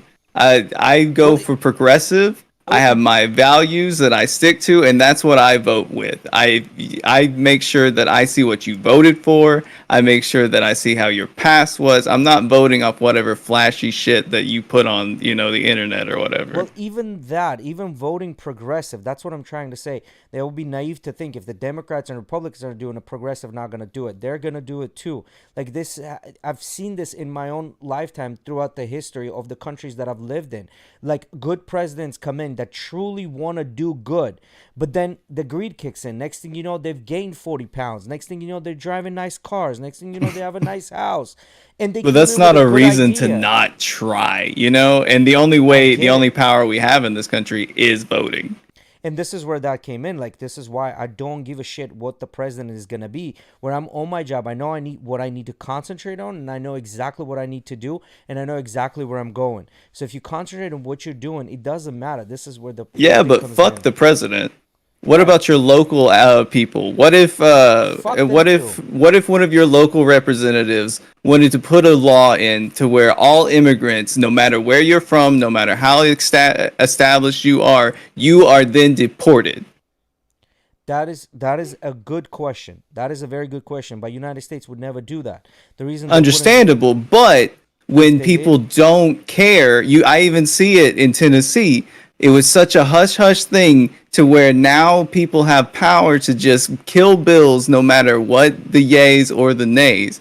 They want you not to pay attention so that they can get away with everything. Well, obviously, because they're making money, right? Like the bottom line is making money. This is if you concentrate on the road you're going to and you start making money, now you can start influencing things. But the more we put the spotlight on them, the less money they can make or the more money they have to explain. Yeah, but they're still going to do it. This is why we're humans, right? Like, we're super smart. We're going to figure out. That's still not a reason not to do it, Yeah, because maybe, but that's still a slippery slope. Why can't we strive to be better? Because humans are greedy innately. This is why. Because we're greedy innately, and you can't take that away. Because we want the best for us. Because it's part of the competition. Then why do we have humanitarians that actually do humanitarian work without profit?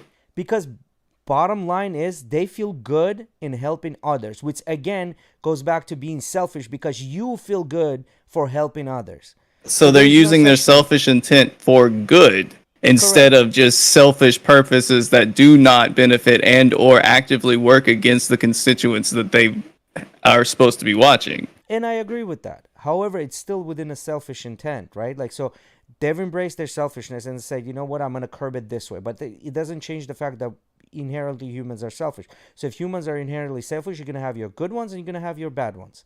The bad one's going to say, well, I can profit from this and I'm going to take those profits.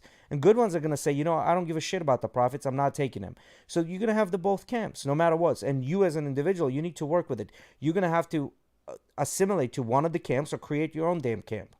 That's the bottom line. That's the bottom line. I do agree, since we have a two-party system that's been boiled down to just the laziness on both sides to where we can barely get anything passed. Like, our system is fucked, and we need something to do it, but we have the right to protest in this country, so we'll never revolt. Well, and you don't really want to revolt. I mean, honestly, this is like one of the best countries, in my opinion, to live in. Yeah, I'm not saying that there should be a revolution, but I'm saying that the ways that people can revolt is in the ballot box. Pay attention to what your local representative is doing, because that is what affecting you. If you don't want to vote in presidential elections, that's fine.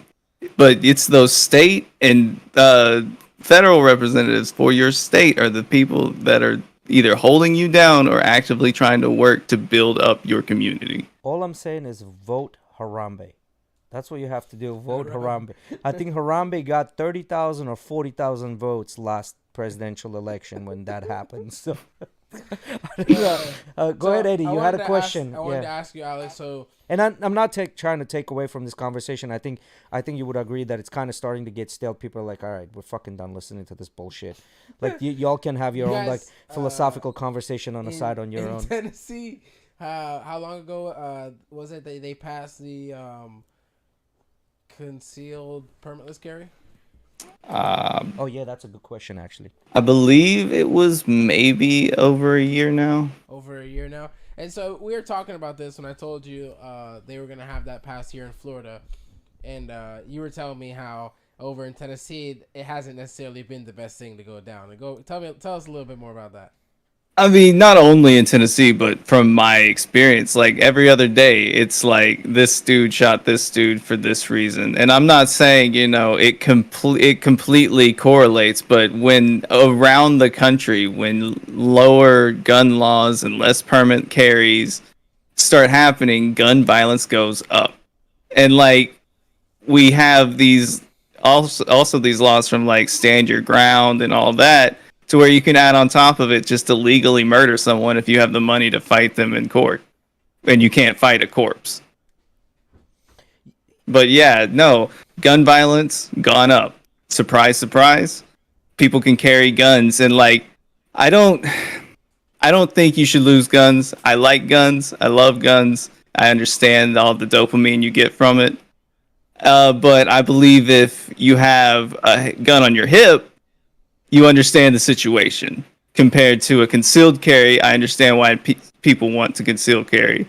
But also, I feel like they should be put through the process. And me and a lot of gun owners, like predominantly most gun owners, feel like they should be put through the hoops to earn it.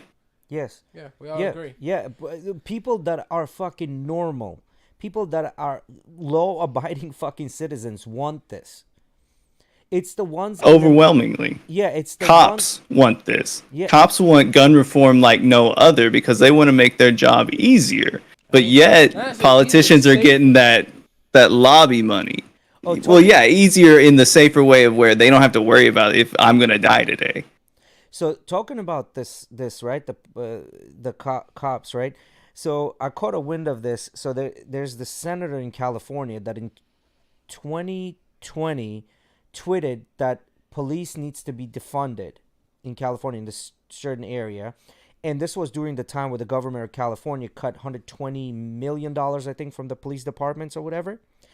And then recently, they filmed her within a, I don't know if it was like in a Senate, whatever, complaining how she was complaining how she multiple times contacted the head of the police department to send more people over because people in her district are like afraid and having a hard time and there's not enough police money. It's like, come on, man, like you're complaining. The police, yeah, the same person going, like I need more police in my area. It's like, I mean, so defund the police was a thing that was taken in a concept and then given such a whirlwind to where it's misconstrued. Defund the police was, hey, let's quit giving them military grade units and equipment and start giving it to maybe like crisis counselors and people that can handle situations without a gun. But no, people want to be like, no, they're taking millions of dollars out. Okay, they took $2 million out compared to the $95 million that they already get. You know, but maybe that money could be put somewhere else. School. In a way, like, how are you gonna deal with people who are obtaining these guns that are military grade when you don't? See, that's the thing. That's why Uvalde shooters or Uvalde cops didn't go after the shooter because they knew that it had a rifle round or potentially had a rifle round and it could bust through their current Kevlar. Think about it. They give you these body armor and like, yeah, you're good like for your average pistol, 9mm, 40, 45, whatever. But this thing isn't ready for a war. It's not ready for a listen, this an AR or an AK or whatever it is this person's carrying. Like, did they sign the dotted line to become a cop, to abide, protect no matter what? I understand. They did, right? 100%. Protect and serve is a nice lie that they like to portray. Yeah, but that's police is more common of what they do. They make sure that citizens aren't killing each other or actively doing illegal things. Well, but but most of them are also trying to make profit through traffic stops and, you know, those taxes on the poor. No, I get that, but the point is they signed on the dotted line that they're gonna do their job. Part of their job is sorry to say, but bro, part of your job is to jump in front of that fucking bullet. A little closer to the mic. So the bottom line is that's what it is. Like, people don't take pride in their jobs because, you know, for whatever reason, you know, like being average is no longer good enough. Everyone wants to be on a top bracket. Everybody always talking about the top 10%, top 1%. Yes, they're there. Yeah, they're there. Whether they were fucking lucky or whatever it was, they became top 10%. Now, you were unlucky, so this is your situation. Either you can better about it or you can complain about it. So if you're taking a job as a cop, you should be proud of the job that you're doing. Then don't become a fucking cop if you can't do your job. This is the bottom line. Like, it's, to me, I don't get it. You sign on a dotted line and you do your job. I don't care what it is. Then don't sign it. What you're saying is talking about how, you know, cops are one of the biggest on gun reform because it'll make their job much safer. It'll make their job much safer, and I agree with that. They're big on the gun reform, and I agree with that. But then there's the gun lobby, right? Like, so. But we all agree, you know, it shouldn't be as easy as it is to go and just buy an AR-15.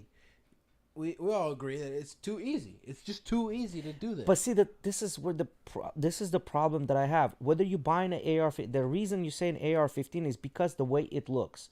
No, I'm not. No, it's because it's the most popular gun in each and every fucking major mass shooting because you can get 30 rounds into that bitch and just spray and keep putting more mags in. So well, powerful. Can you do the same thing with the other rifle that does not look like an AR-15? I'm not any assault rifle, any assault weapon. Yeah, high capacity. But which one is sold in mass here? Yeah, but I'm just giving that example. I know what you're saying. I know what you're saying. Mass shootings are the #1 advertisement for gun sellers to sell ARs because a mass shooting happens and then gun sales go up. The difference between, you know, being with an extendo clip with a pistol round is it doesn't rip your body apart like a rifle round does. I understand, but what I'm trying to say is you have the AR-15, right? And then besides the AR-15, there's this other rifle that doesn't look like an AR-15. However, it functions exactly like an AR-15. I don't know the exact numbers or the name of it. Talking about an HK-416, the Heckler and Koch 416. It looks like an AR-15. No. Functions as It an does AR. not look like an AR-15 at Oh. all. It does not look like an AR. It looks like a hunting rifle that will accept a clip that can continue 30 rounds. When you take AR-15 and this thing, take 1-to-1, this thing looks less menacing. Like, it doesn't look as dangerous. So people, I mean, I would say anything with a magazine above 10 rounds is menacing.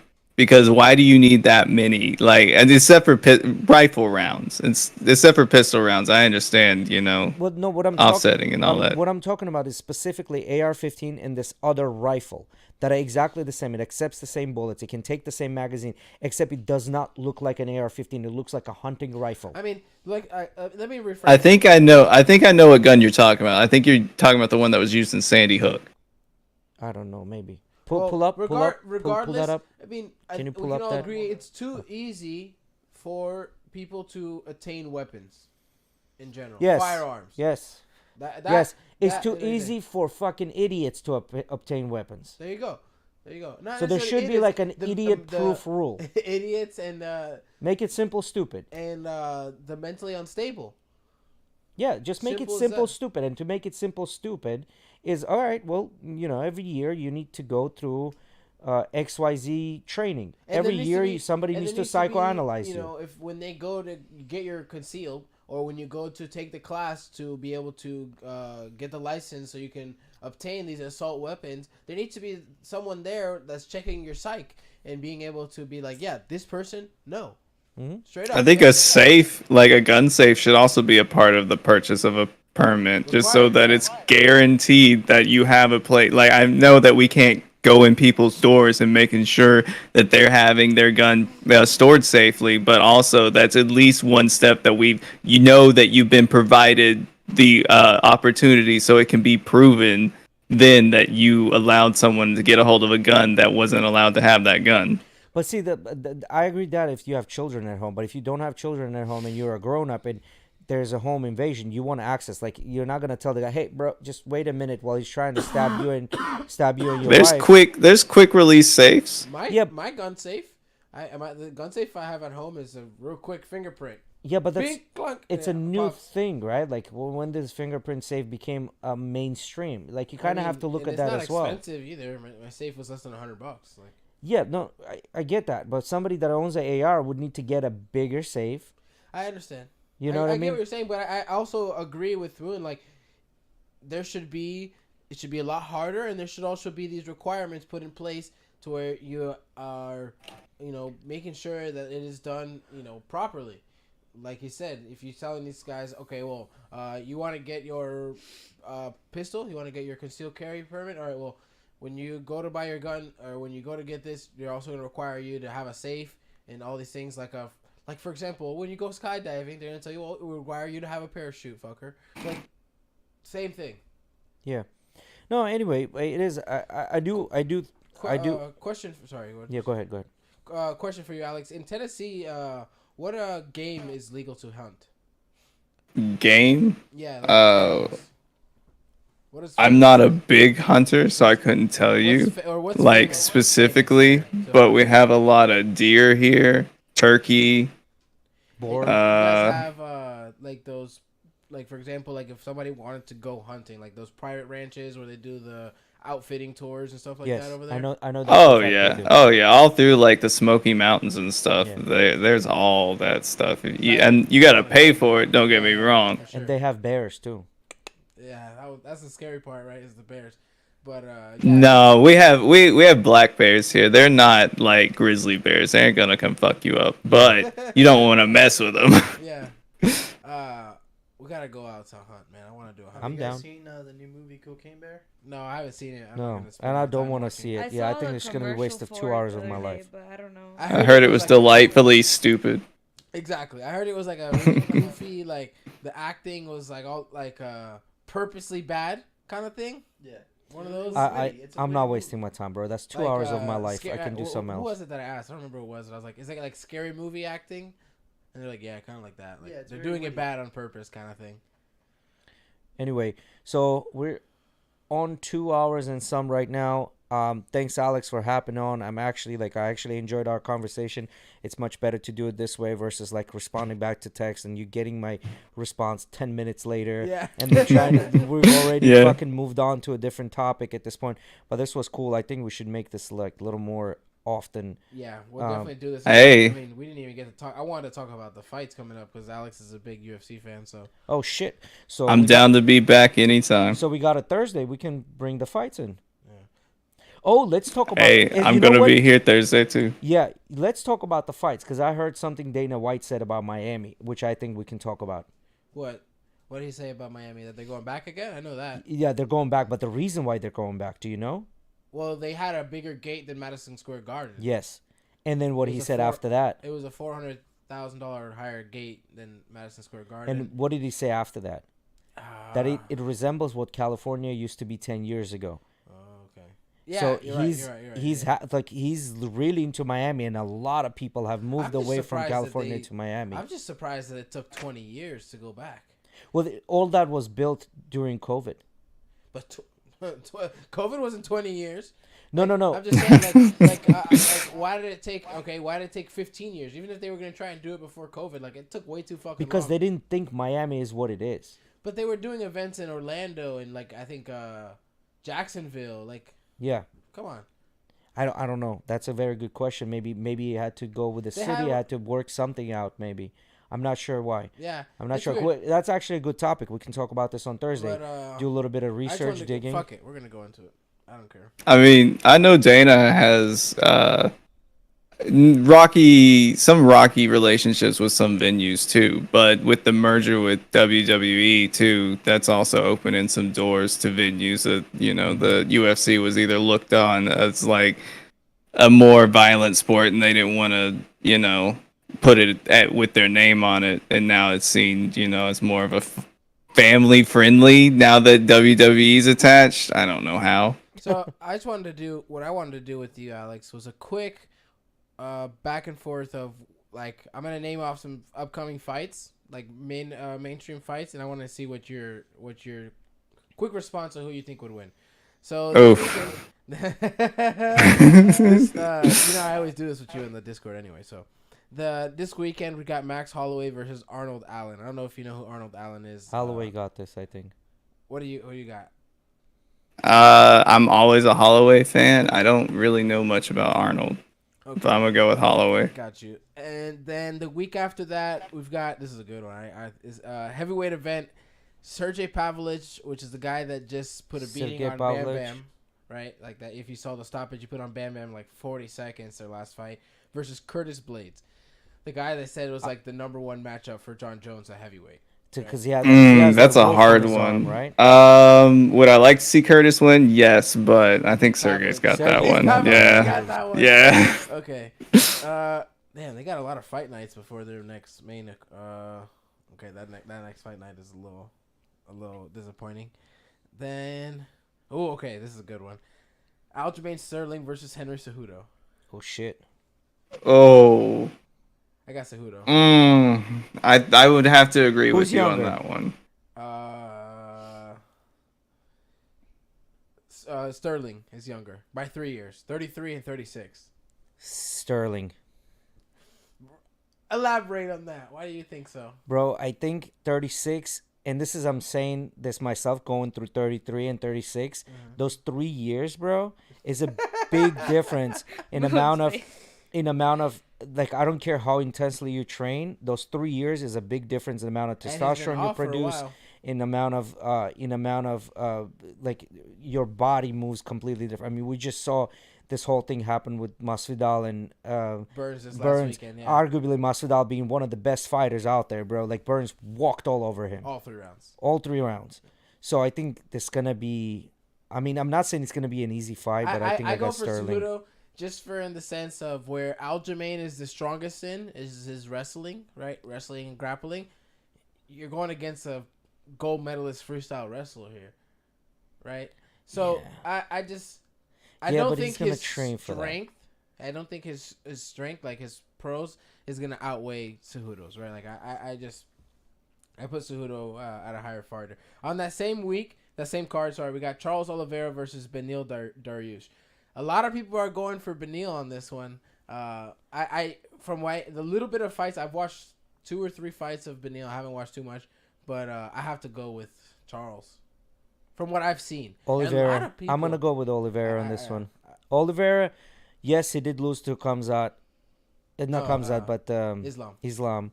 But Oliveira is still Oliveira, bro. That motherfucker has been literally choking people for the last 2-3 years, 4 years, 5 years. Down like knocking him out and choking him, bro. And I think after coming off that loss, he's going to want to fucking prove that he's ready for another belt fight. And I think whoever wins that fight is guaranteed to go for Islam again. Yeah. So if he can beat Beneil, he's gonna. If he stops partying like he did before Islam's fight, if he starts partying and fucking taking pictures and walking around with tigers, he's gonna get it. Who do you got, Alex, for Oliveira versus Dariush? I'm gonna say Oliveira. You know, while we're on the subject of UFC, hashtag free Cain Velasquez. You seen that? Mm-mm. I saw that today. You want to tell the story? You know what happened? Yeah. So one of his family members, an underage, speculation is about 10, was getting molested. Yeah. I've seen 2 different 10 to 14 range, but anyway, it's still a child was getting 40-something-year-old man. Yeah, who got charged, convicted, but escaped out of jail time. So Cain Velasquez took it into his own hands, crashed his truck into him, and killed him. Oh yeah, I saw that. Because Cain Velasquez is now 45 or something like that, right? He's pretty much, yeah. He's crazy. Yeah, I saw that. No, I agree with him. He Crazy did the as right well. thing. I should have been part of that jury. A lot of people are there like I would have saying took free people's Cain. ears off. They Free would have Cain, quit. 'cause they're all They just just like, oh, he took matters in Fuck his it. own hand. yeah, they would just fuck it. We're just gonna vote not guilty because I don't want to listen to you anymore, Jay. Makes sense. Amanda Nunes is already set up for another fight with Juliana Pena. Oh damn! You said J, and I was like, with Jay, really? I wanted to see it. Well, I got Pena. I want her to win. I really want You really- Pena to win. He wants her to win just because it's Amanda Nunes. No, not because it's Amanda Nunes. Because Pena is prettier than Amanda Nunes. Oh my god. Goodbye. Amanda Nunes is ugly as hell. Sorry. That doesn't mean anything. No, it doesn't. I know she's gonna win, but They I can, don't- I don't want her to win. Up as easily. huh? They can both beat you up as easily, Jay. Jay is just mad he's gonna get beat up not only just by a girl, an ugly girl is what Yep, he's trying to that's say. it. Yeah, that's all the big fights coming up so far, like officially scheduled. I mean, you know, my bet's always on Amanda, but you know, that's just because she's delivered. Jones versus Miocic. That's not scheduled officially, but we know Jones. it's coming. Oh, I want Jones. Jones to win that, but also, I don't want him to win, but is it the right time? Like, I kind of wanted this to happen a while back, you know? Yes, when Miocic was much more in his prime. Yeah, before getting laid out by Right. Ngannou, that's when we needed to see Yeah. that happen.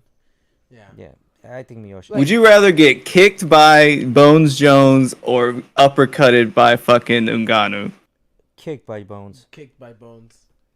His Ooh, legs. His legs. that motherfucker lifts people off the mat with I his know. yeah, but uppercuts. his I know, legs but still weigh less than fucking Ngannou's Ngannou's gonna send arms. you into another dimension. Yeah, that motherfucker is like being hit by a VW bug, bro. Like, It's no They way. said it. A Ford Escort at its max speed. Yeah, no. Not Jones. That's Kick like me. the power his hand generates in a punch. He's got. I'm not saying. He's got the world record for the hardest punch ever. And I think Eddie. Yeah, and he beat out Iceman. Yeah. Yeah, so I think what would be a good fight if it was Ngannou with Jones. Yeah, that's the fight we all wanted. Agreed. To see. That's the fight we still need to see. And I think in that fight, Jones would win because he's much more technical than Ngannou. Ngannou hits hard, but Jones is technical. Yeah, but if like we always know, if Ngannou can catch him with one, it's all it takes is one from that guy. One. He doesn't have And to, you're done. He doesn't have to piece you up and like beat you down a little bit and get your chin soft and then knock you out. No, you can be Night, night. fresh, and he'll lay you out like fucking Masvidal did to Ben Askren, just 10 seconds, boom. I still think Bones would win. I mean, I if I had to put my money on someone, I'd probably put my money on Bones because of the technical ability. Yeah, But that's the same Bones thing. is a natural. He's just a fucking natural. You know, Ngannou hits hard. He puts the time in, but Bones is a fucking natural, bro. You can't take that shit away. It's like me studying for a math test all night long and somebody coming in and just fucking not doing homework and passing it. You know what I mean? I saw Umar Nurmagomedov, which I think is Khabib's cousin, right? He called out Merab Divasheli. And what's it called? I think it was Sean O'Malley, because they're in that same division. He put, oh no, you should be fighting like Peter Yan or Chito Vera. Like, they just came off losses. Those are better fights for you or something like that. Versus going over after someone like Merab that put a beating on Peter. Well, yeah, I mean, they all called people out, right? Because they all want to say, "Oh, I'm there, I'm there." That's how the game is played, right? Like, they're all gonna call out the best fighter, because Jan Blachowicz talking about Izzy. You seen that one? He called out Israel and he said, "Oh, nice, you got your belt back. Let's run it back, me and you again, but this time at middleweight for your belt." Jan tweeted like, "Is Blachowicz gonna be able to make 185 pounds? I don't know." I agree that Alex should go back to the, through the runs and stuff, earn it again. But I still want to see a 3. Yeah, we all do. Was it a fluke?